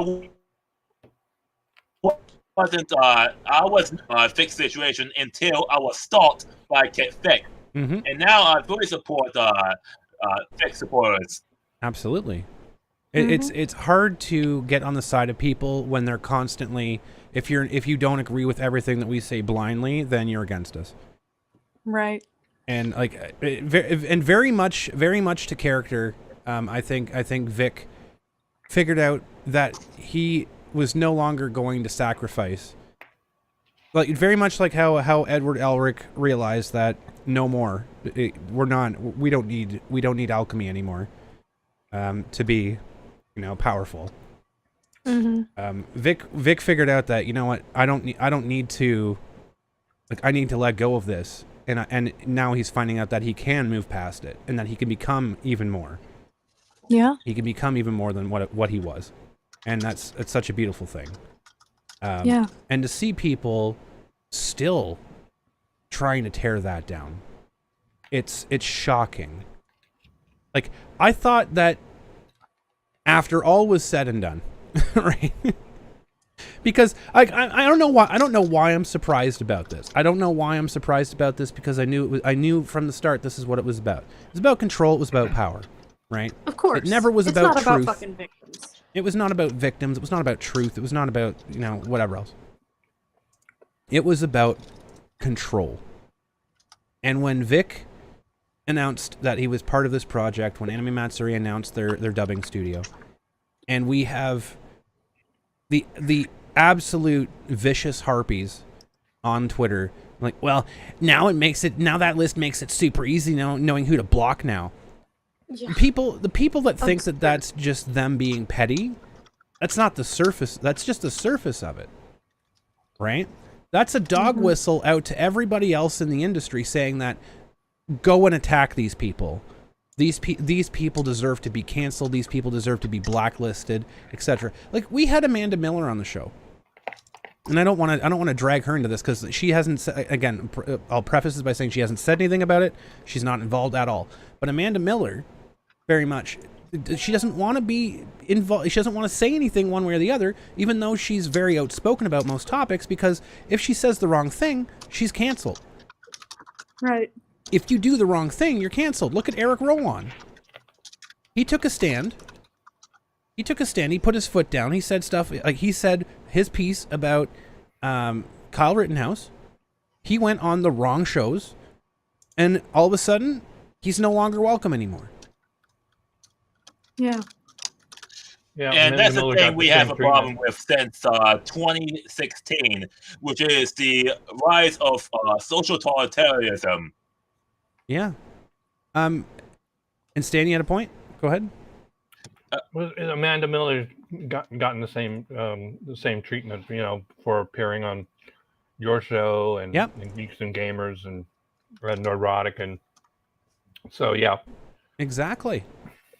She was getting messages about being on my show right up until the point where she got on, by the way. Are you serious? people were apparently telling her that she shouldn't go on my show. I'm a literal who, and people are afraid of my show. Yeah, no kidding. Obviously, you've hit a nerve there, Crumb. Apparently, Well, don't I'm you a thorn. remember? Don't you remember when a certain somebody was freaking out and commenting on your video, being like, "Oh, I'm so scared of you and your little subscriber count coming on and talking about me." It's like, well, you came here. You came here. You're clearly mad. Like you're in my chat. You're talking. Yeah. You're here apparently. It's so funny. Like and I like to I don't want to brag, right? I'm gonna humble brag here for a moment. But there was a situation with Tayucon, right? We talked about that at length. This is the situation with Tayucon, and I had spoken with the individuals that were involved in that. I've talked to Gacto about it. I'd given Gacto advice on how to approach the situation, and guess what happened? He's walking out of it the other side. He was on fucking Fox News the other night. He was on national television. Wow. He was on fucking national television. He's back in the spotlight again. He came out the other side of it. After going through and dealing with it, he had no idea what to do. He was scared and terrified too. Like anybody would be when you have like these lunatics coming after you, like literally trying to destroy your everything that you've built. Yeah. And Tayucon went on and it was a successful convention. And now he's building back up his reputation, getting back into the spotlight too. This stuff can happen. It's like you just have to have the knowledge and how to approach it. Yeah, well, and you have to kind of dust yourself off, and that can be the hardest part. That is the hardest part. I agree. Because it's scary too. I can just say, I'll speak just on our situation because I can't speak for anybody else. Yeah. But it's like we were both terrified of being out in the world again because it's like, well, what does everybody think? Yeah. I remember when we went to our first convention after everything happened. I mean, Quentin was a shaking, panicky, anxious wreck. But then everything was fine. Everyone was so loving and kind, and no one even brought it up. And, more recently, there were a couple fans who said something like, I saw what you went through, and, I'm so sorry, but I'm glad you're still out here and talking to us, and I'm glad you didn't let it bring you down, basically. And it's like, well, it did in a lot of ways. Yeah. But yeah, it's about just kind of dusting yourself off, taking a chance, and taking a chance that there will always be people out there who do believe you and do trust you and do want to work with you. And I'm really glad that Vic has had that. And it's showing. I mean, like obviously Johnny Depp has been like the biggest, the highest profile one in the past few years. Yes. Just because like Hollywood. Yeah. And his massive victory obviously has emboldened a lot of stuff for people. And we're gonna see another one coming down the pipes, Marilyn Manson, pretty soon. Yeah. That one's going to be spicy. Because it's Marilyn Manson, obviously. And right. Anyone knows any history about that, it's like the dude's kind of a freak, but, whether he did something wrong or not, that's up in the air. But you look at the stuff, like Vic didn't have that permeation in society. Like he had the permeation in anime, but not everyday household name. And so like for him to bounce back, for Quentin to be able to bounce back, like Quentin, in my opinion, has done more of a reaching work than Vic did. Oh, you think so? I think so. I think Quentin's had more of a span. Like he's had more like access to. Vic is very niche to anime, Whereas That's very true. yeah, whereas Quentin has like a wider array of stuff that he's been involved in. Right. So like the video games, for example, I think are because you get the video games and the anime both like a 2-for-1 type of thing. Oh yeah, and it's crazy too. I'll just say that it's hilarious to see Metal Gear making a gigantic comeback. Yeah. Because here's all the, I mean, the last convention we did, we sold out of Raiden prints. That's amazing. Like yeah, and all these people are coming to see him now for Raiden, and it's like, well, you know, like he's this game he did 20 years ago or whatever have you, like it's still making an impact on people. Absolutely. And he's getting new fans all the time. Yep. And there are people that don't care about that stuff. Go ahead, Stan. No. Hey, Trent Michaels, I would really like to know which cons told you that you would be banned from coming to their show because of your channel and what you've been showcasing. What? I would wear that as a badge of honor. Yeah, no shit. Oh my god. That is hilarious. That is so funny. Well, Miss Samantha Flynn, I think you need to order more prints for Quentin. Oh, we did, Yeah. thankfully. Yeah, our next one is well, I mean, we've been doing a lot more of these, you know, virtual cons, you know, for people who can't go to the conventions or what have you. But right. Yeah, no, I think for our next in-person one in Minneapolis, Labor Day weekend, yeah, like normally we'll order like 50 of each ahead of a con, but for Raiden, I was like, you better get a lot more than 50. Yeah, a lot more than 50. Oh my goodness. It's crazy how meme culture works. Yeah, last year at Matsuri, Vic ran out of prints on a Friday. Oh my goodness. And he was lucky that I rented a car, and I drove Squally with me up to his house in Dallas to get some stuff and bring it right back so we'd have it for Saturday morning. That's so for awesome. the rest of the weekend. Good. So yeah, we order prints from he's been using this place in Los Angeles called Prince Charming. Yeah, and like they do all kinds of professional headshots, you know, for Hollywood people and whatever, and yeah, they're always great. Like yeah, we ran out of prints. We were out of Axel. That's right, we were out of fucking Axel. Wow. And we literally were like, please send more. And yeah, they got them printed. They look great. They're nice and glossy. And then they were there like 2 days or the next day even. That's amazing. Very good. That's so good. Tom P. Tom P in the chat hissing as usual. Hissing. Yeah, he is hissing already.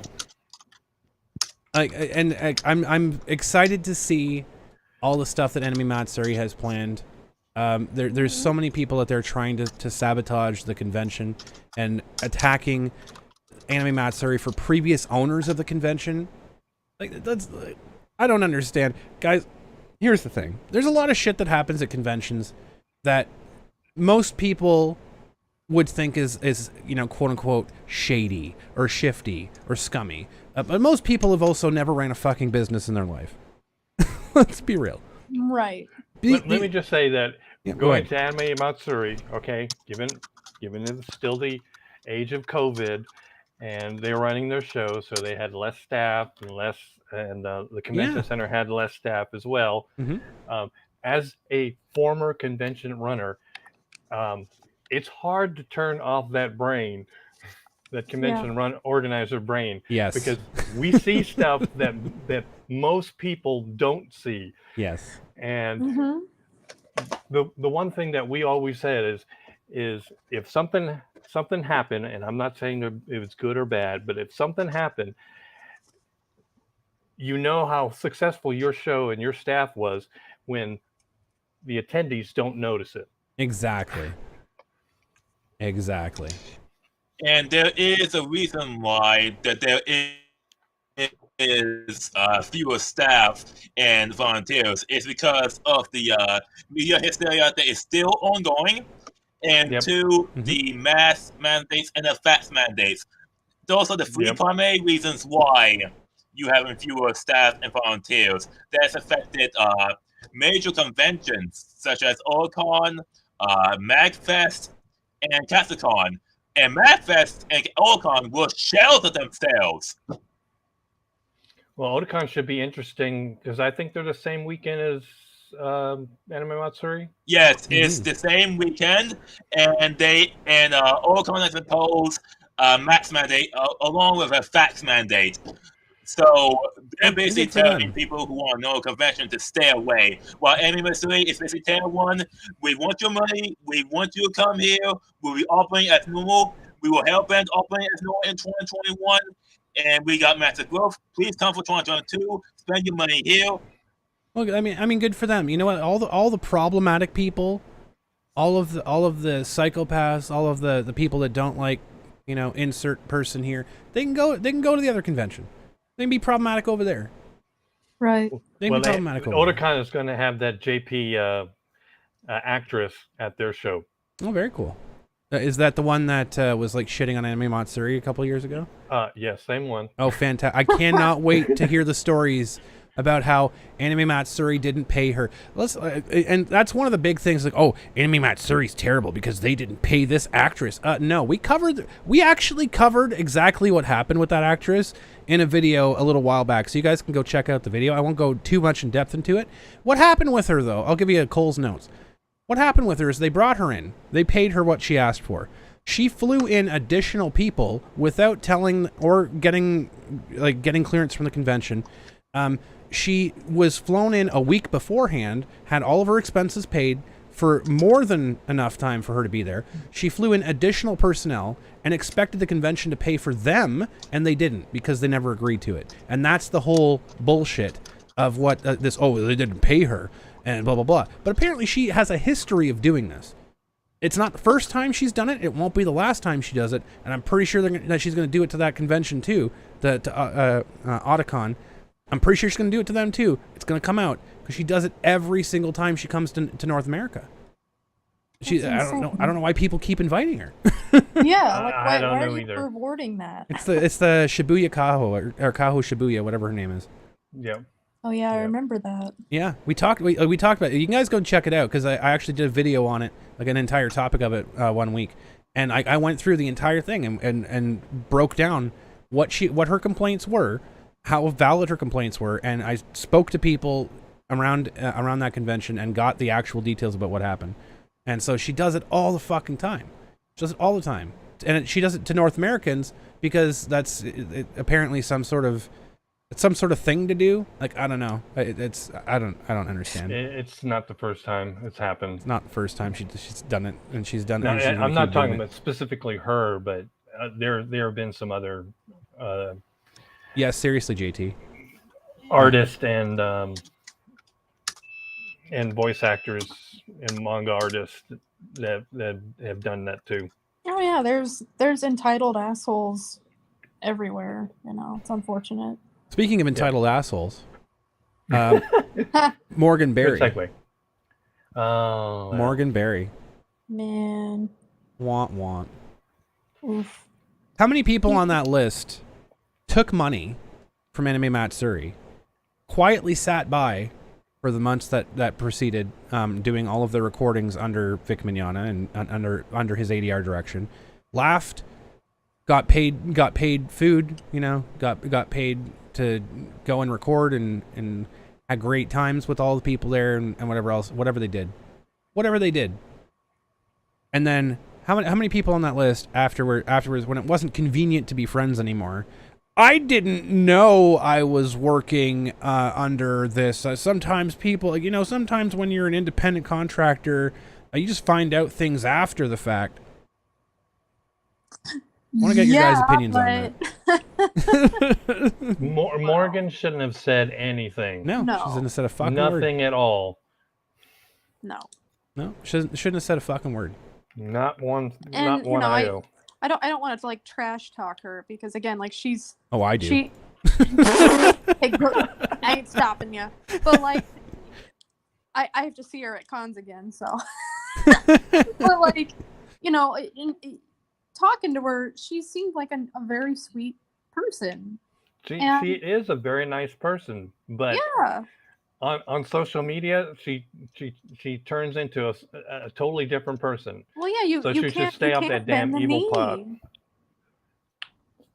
I Like, think you she have should just to- delete her Twitter account. I think she should not be on social media. Yeah, it's probably for the best.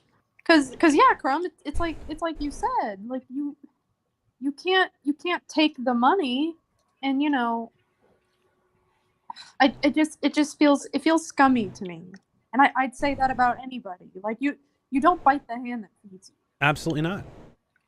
And you know, like here's Vic, you know, trying to get his career and his life back and his passion back, and he's, you know, doing this great thing, and he's letting you be a part of it,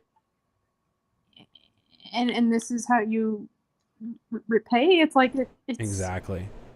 It's just messed up, because again, you can't please either. You can't please the, you know, the fucking Monicas and all that. So it's like, why would you even try? It's better to just stick to your fucking guts. And again, guys, I'm certain Morgan Berry is nice and kind and everything else like that. I will 100%.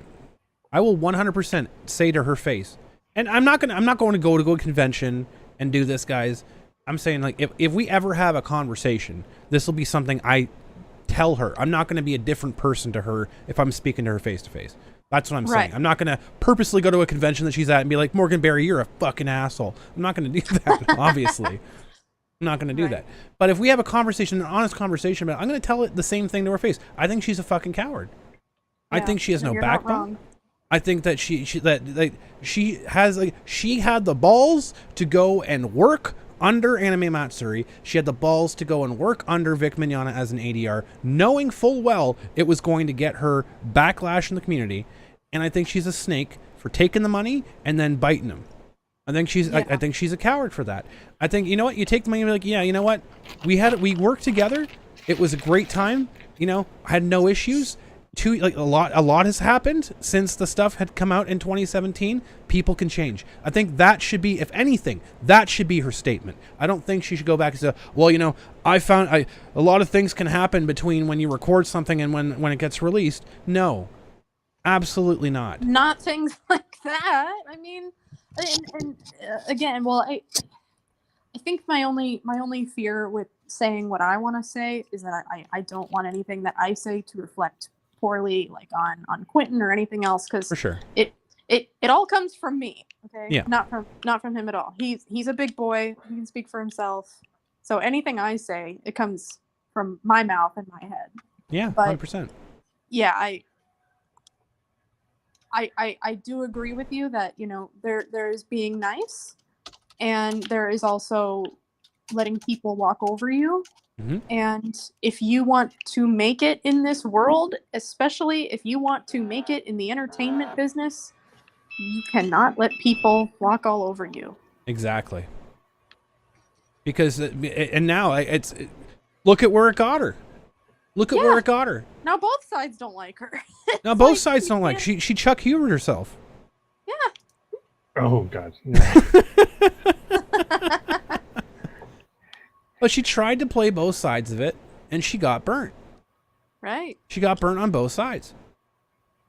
So it's like, knowing Vic will forgive her. I'm certain. Oh, for sure. Oh yeah, for sure. Yeah, absolutely. Vic will forgive her. I can't say the same about Monica. No. Monica already threw her under the bus. So fast, like, I mean, there was an audible pop. Yeah. It was so goddamn fast. Yep, she made it very clear to everybody else that she should put Morgan on a watch list. Absolutely. Well, yeah, it's almost like she thinks that, you know, Morgan, in her mind, is, you know, just as guilty, just as bad, and it's like, you're so fucking ridiculous. This is Guilt such by like association. High school nonsense. Yeah, exactly. Hey, Gab, I'm not really sure if I doubt it was a casting call. Yeah, they might have been. Sure. It might have been Vic, probably called out certain people, and you know, Yeah, I'm sure they wanted to keep it pretty as quiet as possible. Yeah. Well, I think that was the discussion too. It's like, we're going to work on this project, but we can't talk about it because this is like groundbreaking stuff. And if this works, then we're going to have a viable competition to Crunchyroll, and we're going to have a lot of heat.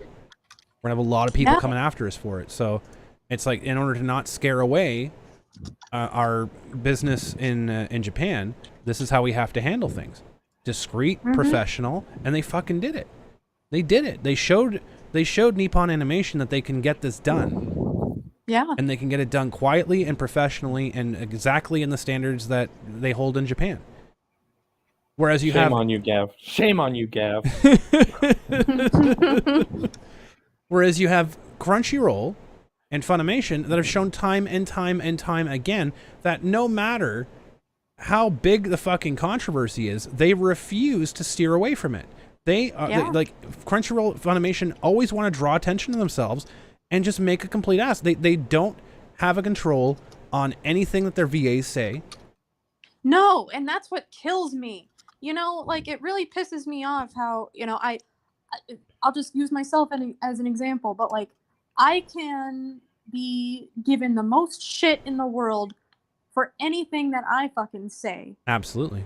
Because, well, you know, yeah, that's his wife, and so therefore, it's like, no, fuck you. I've always been an outspoken person. I'm always going to be an outspoken person. Yep. And I don't fucking like being silenced. And I'm gonna say what I want to say, and that's never changed. It's not going to. And so it feels like people tell me to shut up, and they tell people who support Vic to shut up. Oh my god. Meanwhile, I want to talk about that Ron can run their fucking mouths about legal proceedings that they're involved in. Yeah.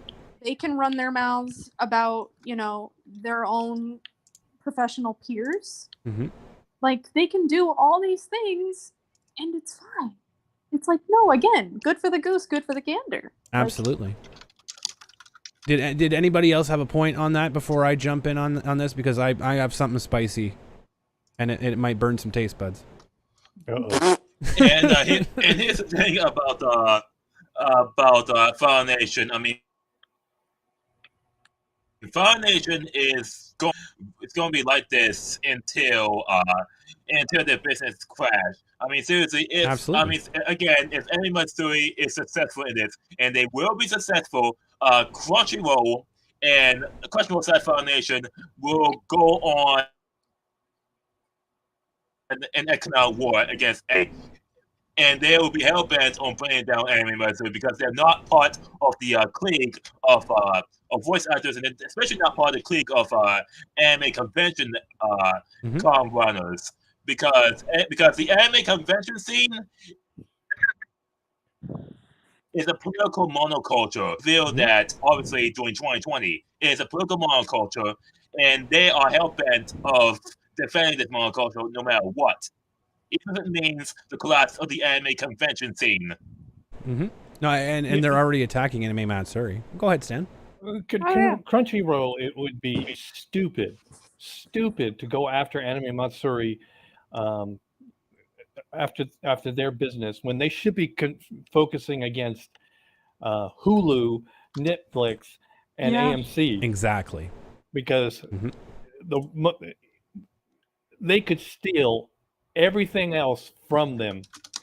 They're not immune from the Japanese companies deciding we're not going to give anything else to you guys, particularly when you're low bidding on stuff, and then on top of that you're jumping into community boards to try to censor Japanese content and locally in Absolutely. Japan. So no, you should be more concerned about your own business and getting your VAs in line. Yeah. And abiding by that, because they've had a free pass for so long. They've had a free pass for so long they could say and do whatever they want. They were the monopoly. They were the only dog in the yard, and that's the only place Japan could go through. Now they have another door. And guess what? And knowing what I know of that, how things work in Japan for businesses like that, they aren't going to go for the loud, brash American company. They're going to go for the quiet, get the job done properly, professionally, make our studio look good. Which means that's going to be Sentai, and that's going to be now Anime Matsuri. Exactly. Well, exactly. And it's. I think too that they'll probably enjoy going through Matsuri much better than this fucking company that wants to Americanize and absolutely insert Western politics and culture war into something that's not for them to do that to, They had nothing to do with it at all. We've already seen some pushback from Japanese writers. There was one localization. I don't remember which company it was, but they localized something about like I think the anime was like my neighbor, like or my childhood friend turned into a girl or something or changed my childhood friend into a girl or something. I don't remember. Anime is weird. But there was one that they changed a fundamental thing in the story that completely changed the story because they wanted to Americanize it and they localized it. And then the Japanese writer was so pissed off, they went back to, they're like, no, you're fucking changing this back. 7 Seas? I guess it was 7 Seas. I don't know. And again, anime is weird. So they went back and they changed it to the original, like, to be more closer to the original translation and the original meanings of it because they're pissing off fucking Japanese writers. They're pissing off people that create the anime. Yeah, I've always thought that it's rude and it's disrespectful and it's fucking pompous and it's frankly why. Oh, they changed someone that was cross-dressing into a male to female trans. That's what it was. Oh, good lord!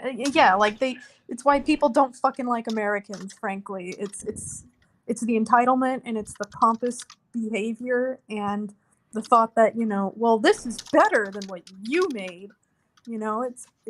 It's not okay. It's like, no, your job is to translate it for an English-speaking audience. Exactly. That's it. Well, it'd be interesting to see in Japanese politics now that the what was it, the mangaka for Oh My Goddess had won his seat in the council. Mm-hmm. So it'd be interesting to see how he what he brings in that regard.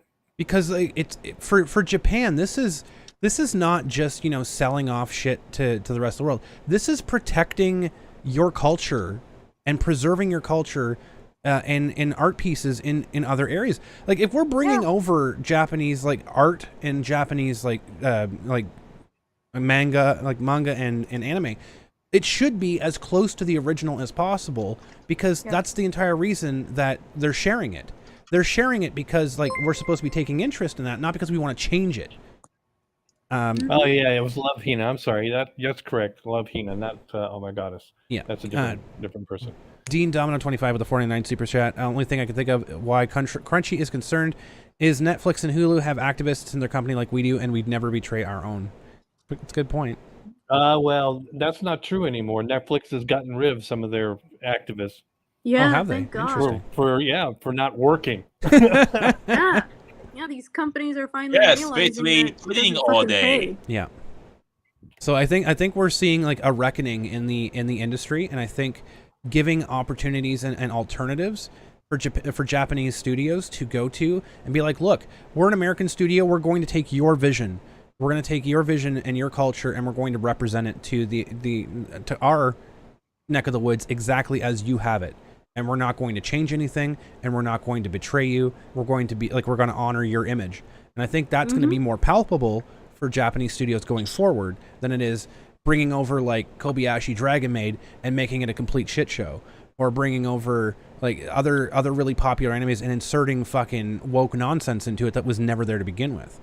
Because like, oh, Americans are too stupid to understand Japanese things. Well, no, it's the whole point of fucking bringing over anime and watching shit that's not from our area, because we want to expand. We want to learn about this stuff.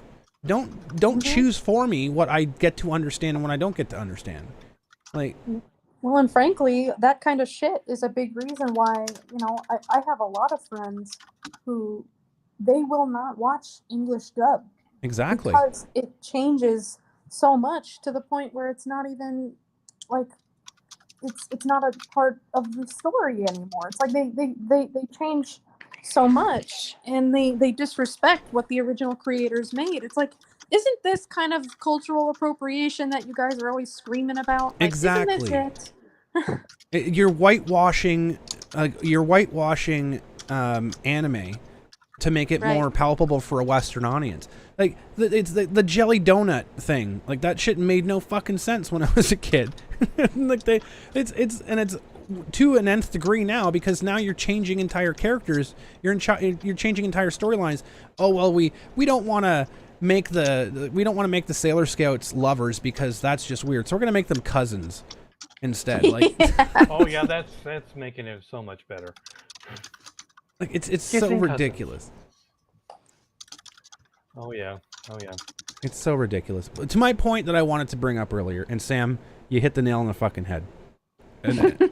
And right before I take the air out of the room, because I want to say this, guys. I think I said my piece on Twitter to an individual, but this is to a group of people. This is to a group of people. There are people out here, like myself, like Nick Ricada, like Stan, like Sam, like other people. There are people out here, some to a greater degree than others, right? Some are afforded a larger platform than others to do what they do, and some of us do what we can on our small-ass platforms. We are out here fighting for a group of people. We're not out here just for Vic. We're not out here just for Quentin. We're not out here just for Johnny Depp, just for insert person here of the day, right? We're out here because we feel strongly about our morals and we feel strongly about how things should be.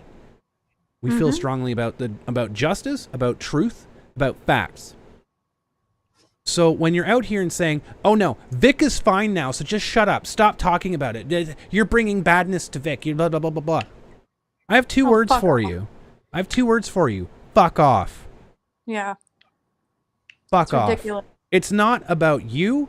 And like, if you don't like what I'm saying, if you don't like the fact that I'm out here and in the fucking trenches fighting a war, because it's not a battle. Vic's career was a battle. Quentin's career was a battle. Johnny Depp's career was a battle in a fucking war. It's a war on freedoms. It's a war on justice. People want to take your liberty away. Right. They want to take your liberty away. It can happen to anybody. It doesn't matter what kind of money you have, what kind of connections you have. Look at Johnny. Perfect example. Exactly. All the money and connections that anyone in this industry could have, and he had it all taken. And he didn't have a fucking sniff of a hope until he won in a U.S. court. And now it's going back to UK courts. Right. And she's finally getting under fucking heat in Australia. Exactly.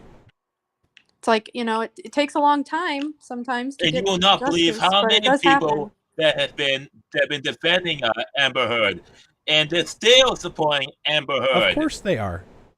Because these are the same people that want to take your liberty away. They want to take your freedoms away because they want to control you.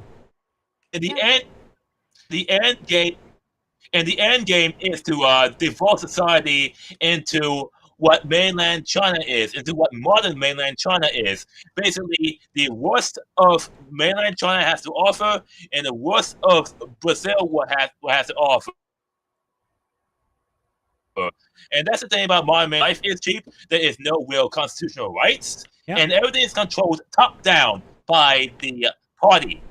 You got a lot of people in the United States and Canada that want this, even though it falls into every end of every authoritarian government eventual collapse, because it's unsustainable. And for the people out there saying, well, you're not respecting Vic's wishes, go fuck yourself. Yeah. What Vic is asking you guys to do is he's asking people who are super fans of his, don't go to conventions and cause issues for other people. Don't go out there and do this stuff.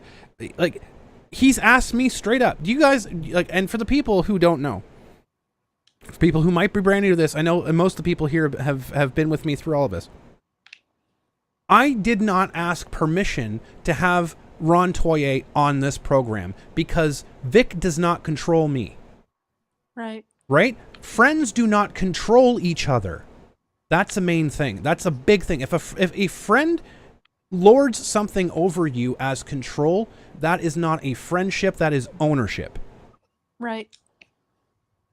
We're friends. Sometimes you do stuff that make other people, that make your friends mad. Sometimes you don't. But that's the way it is. You try to limit those. But like, I didn't have Ron Toye on the show to make Vic angry. But I also didn't ask Vic's permission. And that hurt him. And I understand that. And we went through and we talked about it. And we came to an understanding about that situation. Yeah, Oh, good. He had a conversation with me too, and he asked me why you did that, and I said to him, "No, Vic, this is a blessing in disguise, because we got him to say things that he would never say in public." Exactly. Mm-hmm. Well, because people like Ron, they can't help themselves. They can't help themselves. And the best case scenario for Ron in that situation, which, being fair, because I like to be fair on this channel, I will shit on anybody and I will invite anybody on here. Anybody that I've shit talked, they are free to come on here and say their piece to me. And I will give them the floor. I will let them say what they want to say, and I will be respectful to them. No problem. But here's the thing. I say that right down the fucking line. When I had Ron on here, he had a chance to make himself look like a rational, kind, like, you know, oh, everyone just has a bad picture of me opinion. He had that opportunity. Right. And he chose to share what he did. I didn't pull it out of him. I didn't beat it out of him. I didn't insult him. I gave him respect. I showed him, I gave him the floor. I gave him the time. I gave him 12 hours worth of program to say what he wanted to say. And we got what we got out of it. I didn't coerce him. I went the line of questioning I let him say what he said. And the best case was he came out of it looking much better, but we got what we got out of it. Mm-hmm.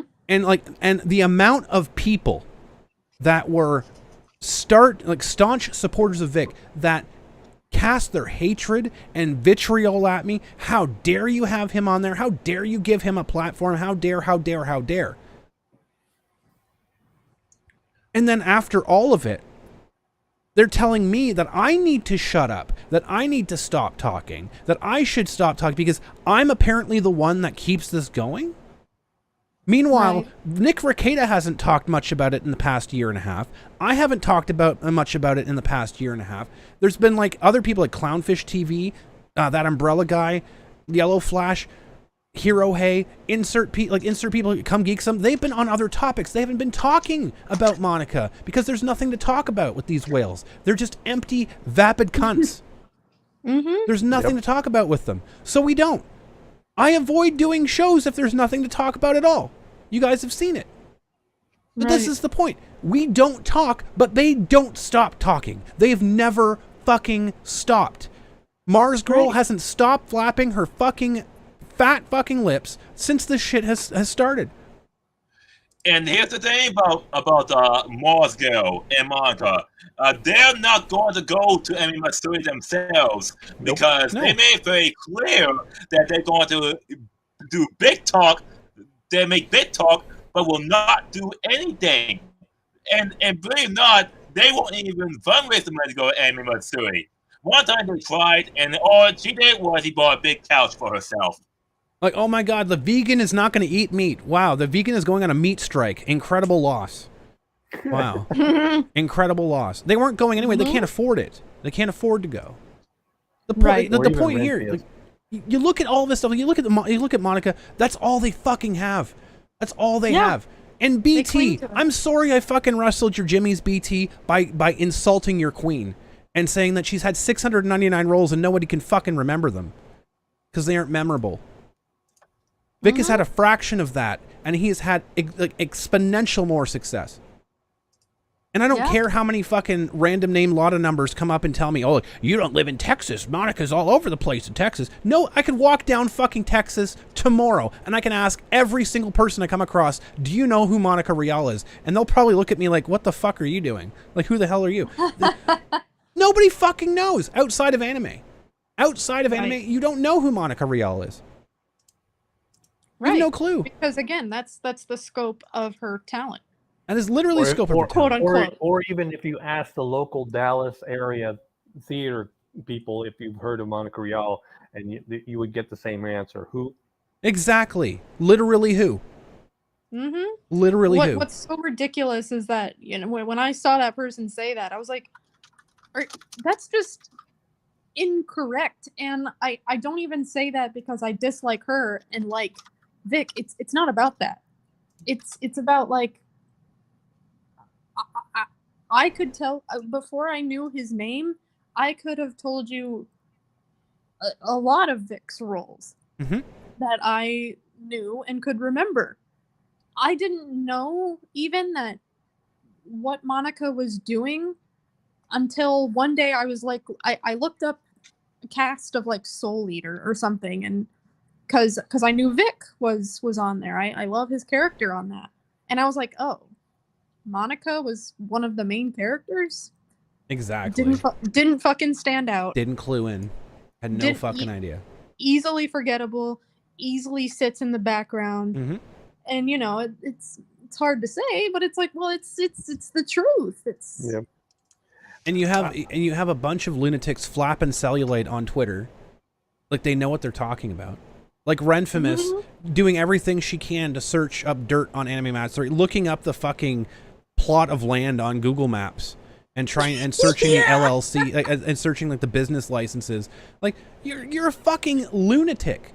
Everybody knows at this point, and guys, if you don't know, you should know that Renfamous was a fucking employee of Weber Shandrick. Weber Shandrick is a fucking PR company that founded Firebell. Firebell is a program that literally creates an environment of fake social media outrage. They market it to companies. They market it to companies that, hey, you go into this Firebell simulation and we have a bunch of people, actual people, not AI, by the way. We have actual people that go in and create a false social media outrage, and then we grade you on how you handle that, and we give you pointers on how to fix it. What do you think that these people do? Do you think that they just sit there and stick to the fake social media? No, they go to real social media and they fucking do it. All the time. Because it works. Because social media is a fucking simulation. It's not real life. Nope. Yeah, no, after you Definitely told me that, you know, a lot of these fucking anti-Vic things are just bots, I was like, that makes so much more sense, because I never understood how, like, it's like who's doing this shit?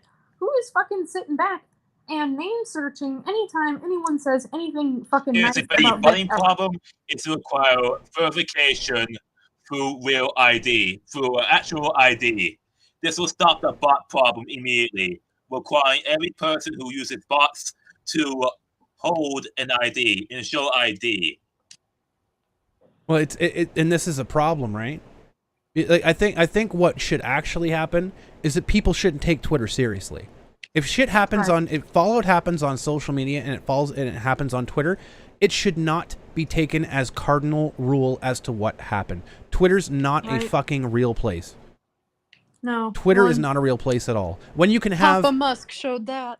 Exactly. When you can have like John Smith fucking 8 million numbers behind his name, or Anime Avatar Shitty Take come on and say like whatever you like with no repercussion. Literally no repercussion. It's how the entire thing started with Vic. Some fucking literal random coming on saying, well, Vic Mignogna did this terrible thing to a minor. And then no one believed her, and then Monica's like, it happened to me. No, it fucking didn't. No, it fucking didn't. You look at any of these things that come out. Nobody should take Twitter seriously. Everyone should laugh at it and turn it off. It's a joke. And it's literally built as a simulation, and that's taking over real life. It's Yeah, literally... you see any There's no posts fucking like reason that. that Twitter should be No. this strong in society. You see any posts on Twitter, you just take it with a grain of salt. Take it with a grain of salt. Until something more credible comes around and reports on it. Then comment about it, but not before. Exactly. Look into it. Do your fucking due diligence. Research. When you have a bunch of apparently like left-wing extreme news companies that take Twitter headlines as fucking solid news sources. It's ridiculous. Mm-hmm. It's because they want to believe it's true. They don't care about the truth. They want to believe it's true. Right.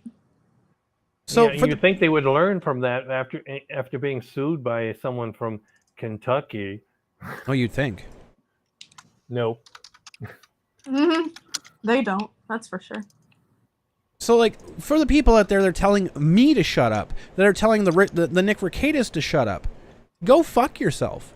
How about you people put, like, the amount of shit that I went through, the amount of damage my channel took for having Ron Toye on it.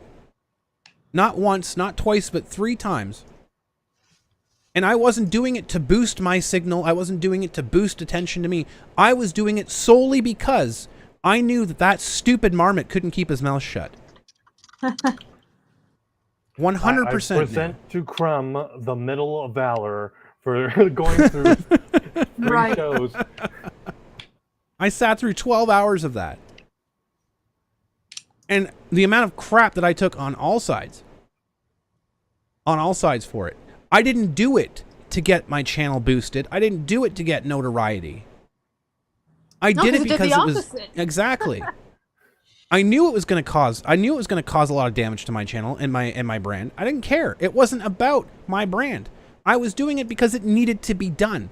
I knew that Ron was going to go on a channel. I knew it. He was reaching out to come geek some on his comments, making comments. He was reaching out on other YouTubers to make a comment. I knew he was going to go on a channel, and I didn't trust anybody else to be able to go on there and give him a neutral platform to get him comfortable and saying actual Ron Toye stuff and not just stage Ron Toye stuff. Right. I didn't trust anybody else to do that except myself. And so I reached out and I took the shot and I did it. And we got what we got out of it. Mm-hmm. And lots of juicy stuff. A lot of juicy stuff. We got a lot of insight into everything that went down. And the biggest people that screamed at me were people who supported Vic. Right. And they told me to shut up and sit down. And I called me a clout chaser and everything else in the book. And I said straight up to Vic, I'm like, I'm not doing this. I'm not doing this to clout chase. I'm like, if I wanted to clout chase, I would have had you on the show as soon as I had the opportunity to. I would have had you on the show. If I wanted people to boost my views, and I'll say everything that people want to hear. But I'm not here to say what people want to hear. I'm here to defend the people that can't defend themselves. Or that have been pigeonholed by society that they can't fucking speak up and they're so fucking scared. That's why I say the people in Funimation and Crunchyroll and the Morgan Berries of the world. You don't have to be fucking scared of these people. They're paper tigers. Yeah. They're afraid. They're afraid of a fucking YouTuber that has 1,100 subscribers on YouTube. They're afraid of me. They're afraid of the facts. They're afraid of truth. They're afraid of things that they can't fucking debunk. Because it's truthful, and they're afraid of people that are able to stand up and voice it. Right. You should be glad it's coming from Crumb. Exactly. Because if went to Nick Rekieta, 500,000 people. Jesus. Could drive a majorly wedge into your business. Exactly. And your career. So I would, take a step back. Exactly. Well, I've been calling because shit they know out. they know that their position is fragile. Yep. That's why they can't fucking handle it. Absolutely. Like, I've been calling shit out for years now. And people are just picking up on it. Mm-hmm. The shit that happened with that umbrella guy with Teespring. I called that out years ago when they deleted my Teespring for literally no fucking reason. Because some lunatic wrote a fucking fake story and Teespring didn't even talk to me about it. And they Yeah. refuse to still talk to me about it. They don't deserve your business. They don't deserve No. business. They don't deserve business. They can fuck right off. Well, and I know that Umbrella guy too has been really going through it with fucking Amber Heard fans. Absolutely. Simps, yep. And he's going through them, and he's going through it with them too. But it's like for people out there that aren't fighting the war, for people out there that are criticizing the foot soldiers that are in the trenches, shut your fucking mouth. If you don't like it, mute me, block me, don't read my tweets. Block the people that you don't like, bury your head in the sand, and be fucking grateful for the liberty that the people that are out there sacrificing for are giving you. Whether that's people on social media that are fighting wars for you, or people that are out there in the fucking world with guns in hand in the fucking trenches. Be grateful, because they're preserving your rights and your freedoms while you sit there and get fat behind a fucking keyboard. Or just stay off the keyboard. Exactly. Stay off the social media. Stay off the keyboard. But obviously, some people just can't stay away from it because it's like crack. Well, it's the only way that they get validation, attention, you know, their dopamine shot for the day. And then they go back to real life where they're fucking miserable and lonely and have nothing going on for them. Absolutely. Well, you get in. It's like when it's so funny that people don't know the term Touch sea grass. lioning. It's astonishing. Yeah, I've never heard it before. It's astonishing. It's like that is exactly what the Tubakas of the world do. Mm-hmm. They act like they're reasonable, but they just henpeck and henpeck and henpeck and henpeck and henpeck. Yep. And they act like they're reasonable to the point where they just make you fucking snap and try to make you look unreasonable. And Yeah. I'm at a point where I don't fucking care anymore. If someone comes to my Twitter, if someone comes to my house, I will slam the fucking door in your face. I will say exactly what I mean to say. I'm not going to give people the time of day to try and come and gaslight me. I'll be like, oh, well, like the whole Anime Matsuri thing. I have people in Anime Matsuri that are close to the situation, not Anime Matsuri itself, but people that are in that situation that are close to the situation that have told me that all of the actors knew that Vic was a part of it, that knew that Vic was the ADR. He's not walking around like the fucking masked magician like it's some fucking NBC special with a goddamn mask and fucking gloves with a voice changer. Everyone fucking knew it was Vic. Everybody Right. knew it was Vic. So to come out and say, well, we didn't know the whole time. Oh, we didn't know until just now. We found out when you guys did. You're full of shit. Everybody Yeah, knows. and then I had fucking people coming at me too, being like, but these people said he lied and that he wasn't actually involved and they didn't know. And I'm like, yeah, If you believe that, then I have a bridge on the fucking moon to sell you. right. And once again, it's like what do you think I just guessed? Exactly. Or you know that I didn't like fucking ask people? Exactly. Like everybody knew, and for fucking anime avatar shit take to come onto my Twitter and tell me like, well, maybe your sources are just wrong. No, they're not. Thanks. Maybe your non-sources are wrong. Yeah, maybe your fucking gaslight take that you took from holding your breath too long in the toilet. Maybe that's incorrect. But that's why I said to that one fucking bot, I was like, look, I'm not going to waste any more of my time or energy trying to argue with these people because they can't even say like, well, you know, I don't fucking like the man, but it seems kind of ridiculous that no one would know that they were working with him. You know, Absolutely. They can't even just have a balanced take like that. It has to be, oh, this person said bad thing. I believe it. And it's like, okay, but now I can't take you fucking seriously because you believe anything. You bad literally about believe him. anything. Literally believe anything at all. Yeah. Literally. It's like you could say that the grass is purple and you believe it. Yeah. Like it's ridiculous.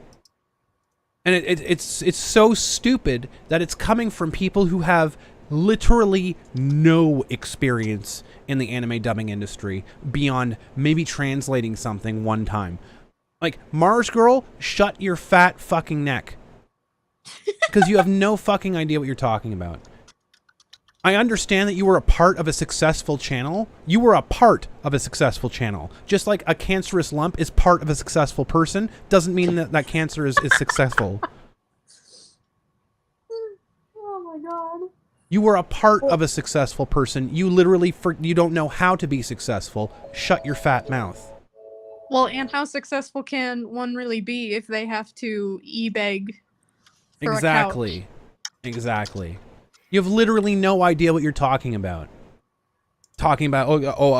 Maybe they just didn't know that Vic. No, shut your mouth. That's ridiculous. Shut your mouth. It's not the masked magician situation here. He's not walking around in a fucking puff-out suit with like 8-inch pump heels to make it look like he's 10 feet higher. You know, like come on, give me a break. We can all recognize those gay pants from a mile away. Exactly. Yeah, she was on a TV show and she fucking blew it. She gave the stupidest answers on that TV show too. Really? Oh yeah, that was hilarious. Yeah, it was cringe. It was super cringe. Like, Jesus Jones. I was feeling bad for her, and then I got over it. Yeah. That's a big mound to get over. Oof. Oh yeah, she was bigger than her husband. Good Lord. Wasn't she? Good Lord. Like, people would pay her to stay on the street corner. If she really wants to make money. Good Lord. Come on. Good grief. We're just about to wrap up the show, JT Plays. Oh yeah, I was gonna say Yeah, we're just about to wrap up the show. Out to dinner. So. So we'll go around. I don't know if we missed anything. I think we hit everything I wanted to talk about. But if there's anything that you guys want to talk about, we'll start with Sam. We'll go around clockwise there. So Sam, go ahead. What are your thoughts? Oh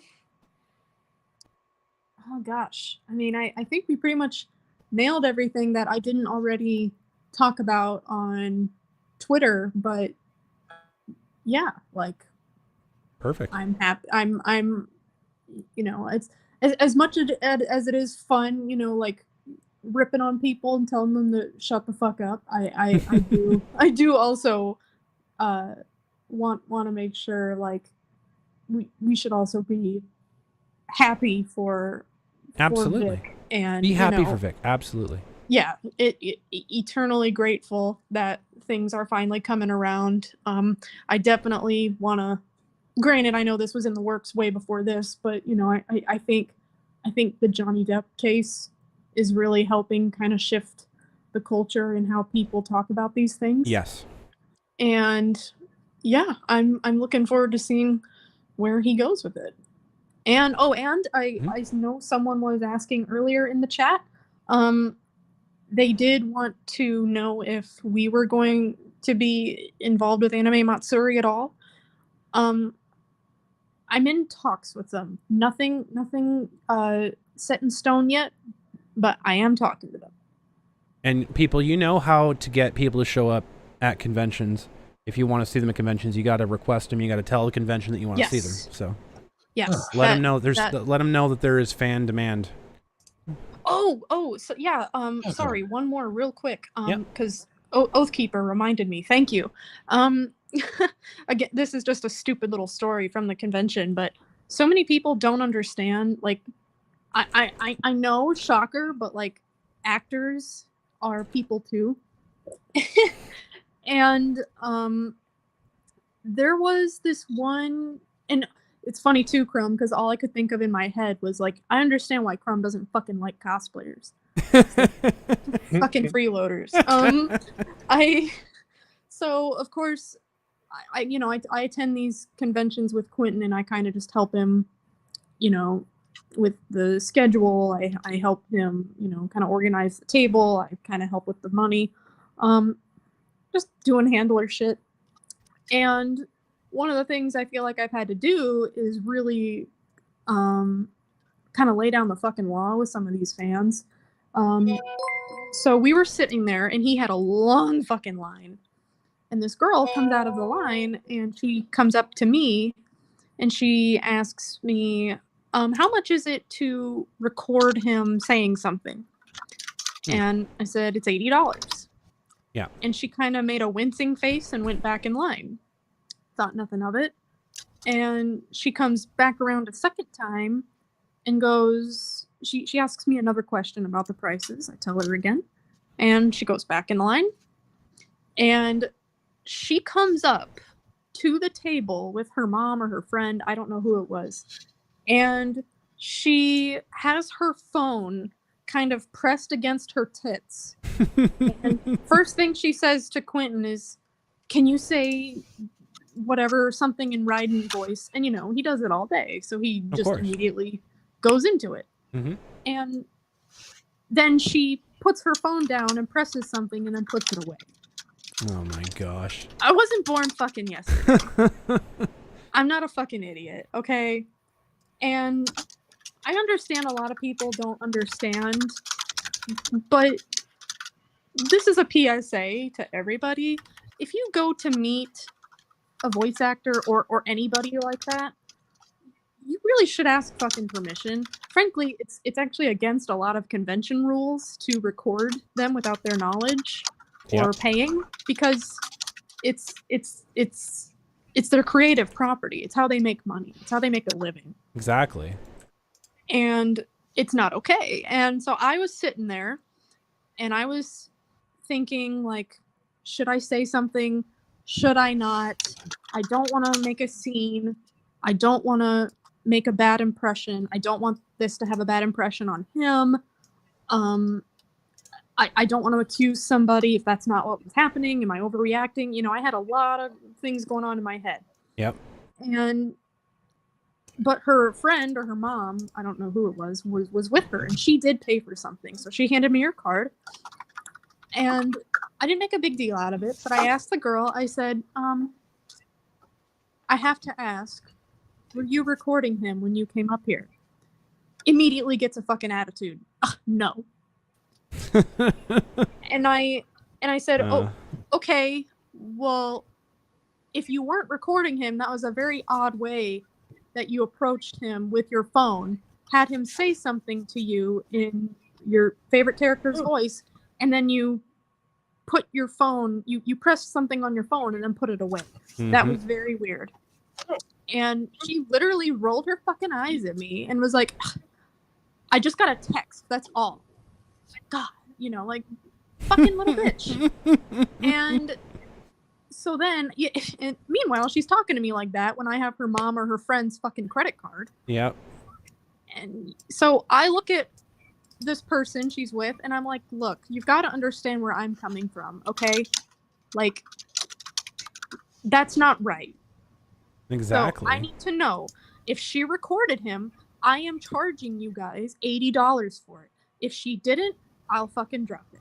Mm-hmm. But I am not gonna fucking sit here and let an actor who, frankly, is already underpaid to be here, and I'm not gonna let any actor or any talent be fucking taken advantage of in front of me. I'm definitely not gonna let my husband be taken advantage of in front of me. Good for you. If I can, yeah, I was like, no, fuck you.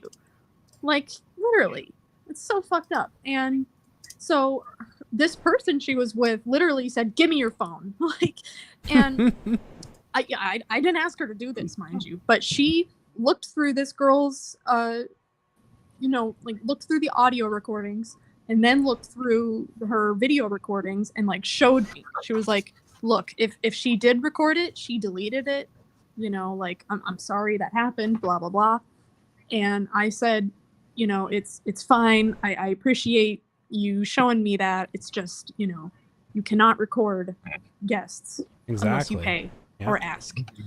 And that could get you tossed out of the convention, like, easily. And, you know, I that's what I was thinking to myself. I was like, you know, she could have just been fucking cool with it, or she could have come clean or whatever, but instead she wanted to give me a fucking attitude about it. And I wanted to say, like, you know, I've been friendly with the people who run this convention. Quentin's been a regular guest for these people for years. You know, we could easily go to these fucking people and say, toss these people out. Exactly. They tried stealing from us. Yeah. But we didn't. And again, it's like I'm so tired of this entitlement attitude and just the entitled people that go to these conventions. Not all of them, of course, but some of them are immature and disrespectful, and they see these actors and guests as fucking performer monkeys and nothing else. It's like, no, they're people who are trying to make a living like everybody fucking else. Yep. Well, there's also the legal aspect of recording somebody, given which state that might be in, whether it be single party or dual party. Exactly. Right. So if they were secretly record somebody and it's dual party, but in the United States there is. It's very much so. Yeah. Go ahead. That is true. There are various laws about dual party and single party, but mostly apply audio recordings over telephones. But in photography and photography, the general rule, it has been established by the U.S. Supreme Court, is that if you are in a public place, that's a general rule. That's a general rule that if you are in a public place, there is no expectation of privacy. It depends on that. In anime convention, that applies in the most part, except for. But the anime conventions usually have a rule against recording guests. Yeah, everywhere. That is true. That is definitely true. Yeah. The law, sure. You can finish your thought there. It's Stan. true, but no, he's pretty much covered. We both covered what we needed to say. Yeah. Anything else there, Sam? Okay, I'm not sure. No, I think that's it. All right, Otaku, your thoughts? Because you were next in line before you had to disconnect. Well, I'm gonna get going, like I said, because I think my phone. Absolutely. Thank you so much, Sam, for hanging out. I will see you later. We'll see you, Sam. Take care. Bye now. You too. See you, Sam. Now, anyway, the general rule in public places, except for a few exceptions, especially for anime conventions, but then calling guests without their permission unless you want to pay, is that there is no right of there's no expectation of privacy in public places, especially in public places of hotel areas. The only split exception of special privacy is bathrooms and individual hotel rooms. Yes, but I agree with you with the guest section there.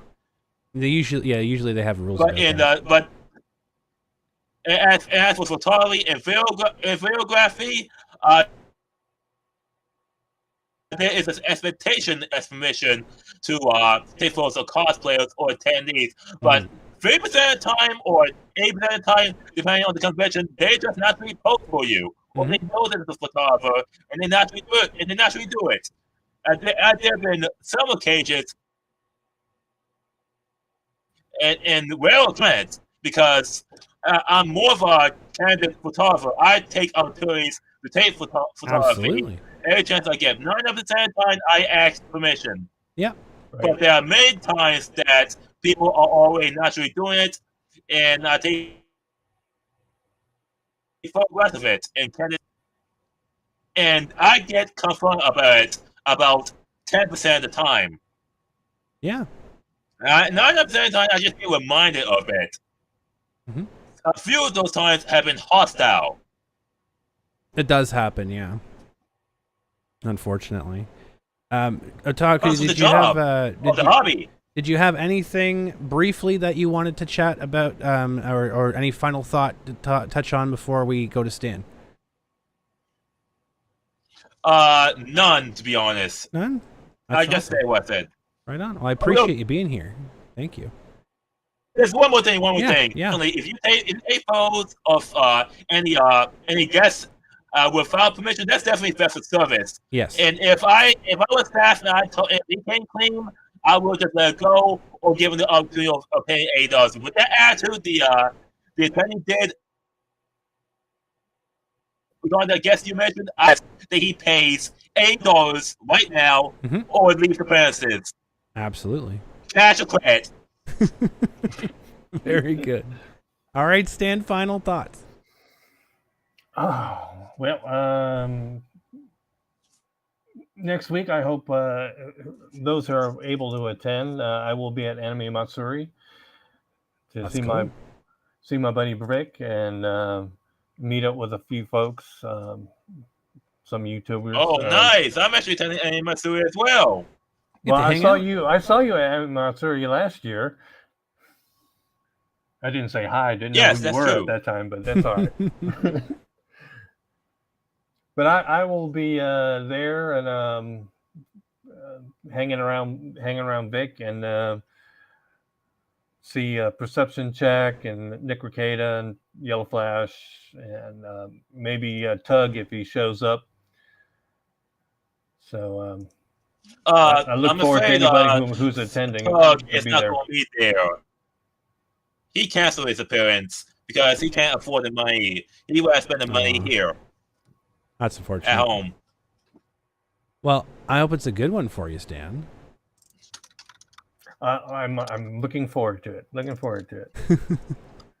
So and yeah, well, was there anything that we didn't touch on that you wanted to cover? Or? We could talk about Anime Expo at another time. Sure.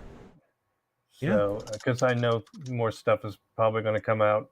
Oh, I'm excited. We'll pen you in for another show in the future, and we'll make sure that we can do it on a day that you're not late at work.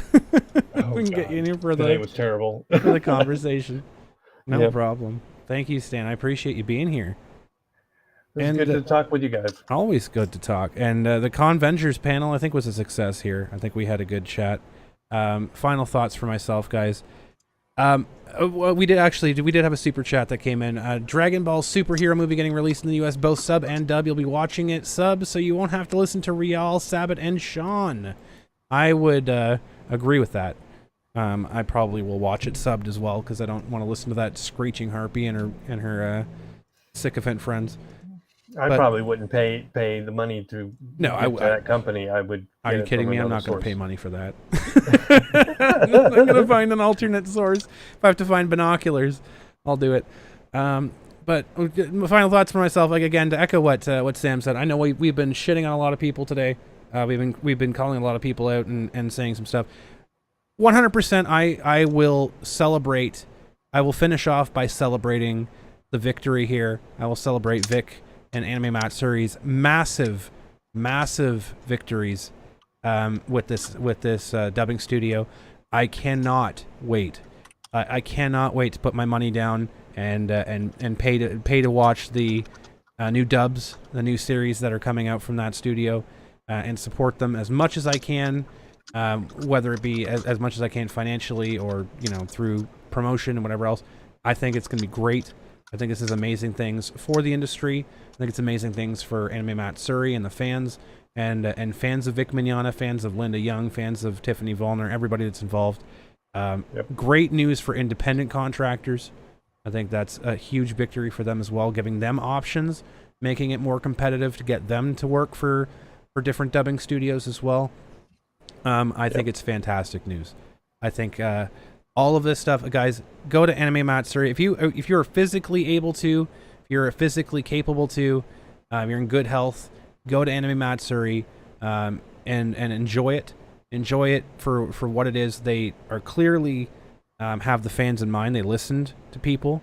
They listened to the fans. They're bringing in and they're giving back in such a massive way. Guys, get on here. Get into Anime Matsuri if you can. If you can't, just do what you can to support it. Share it around.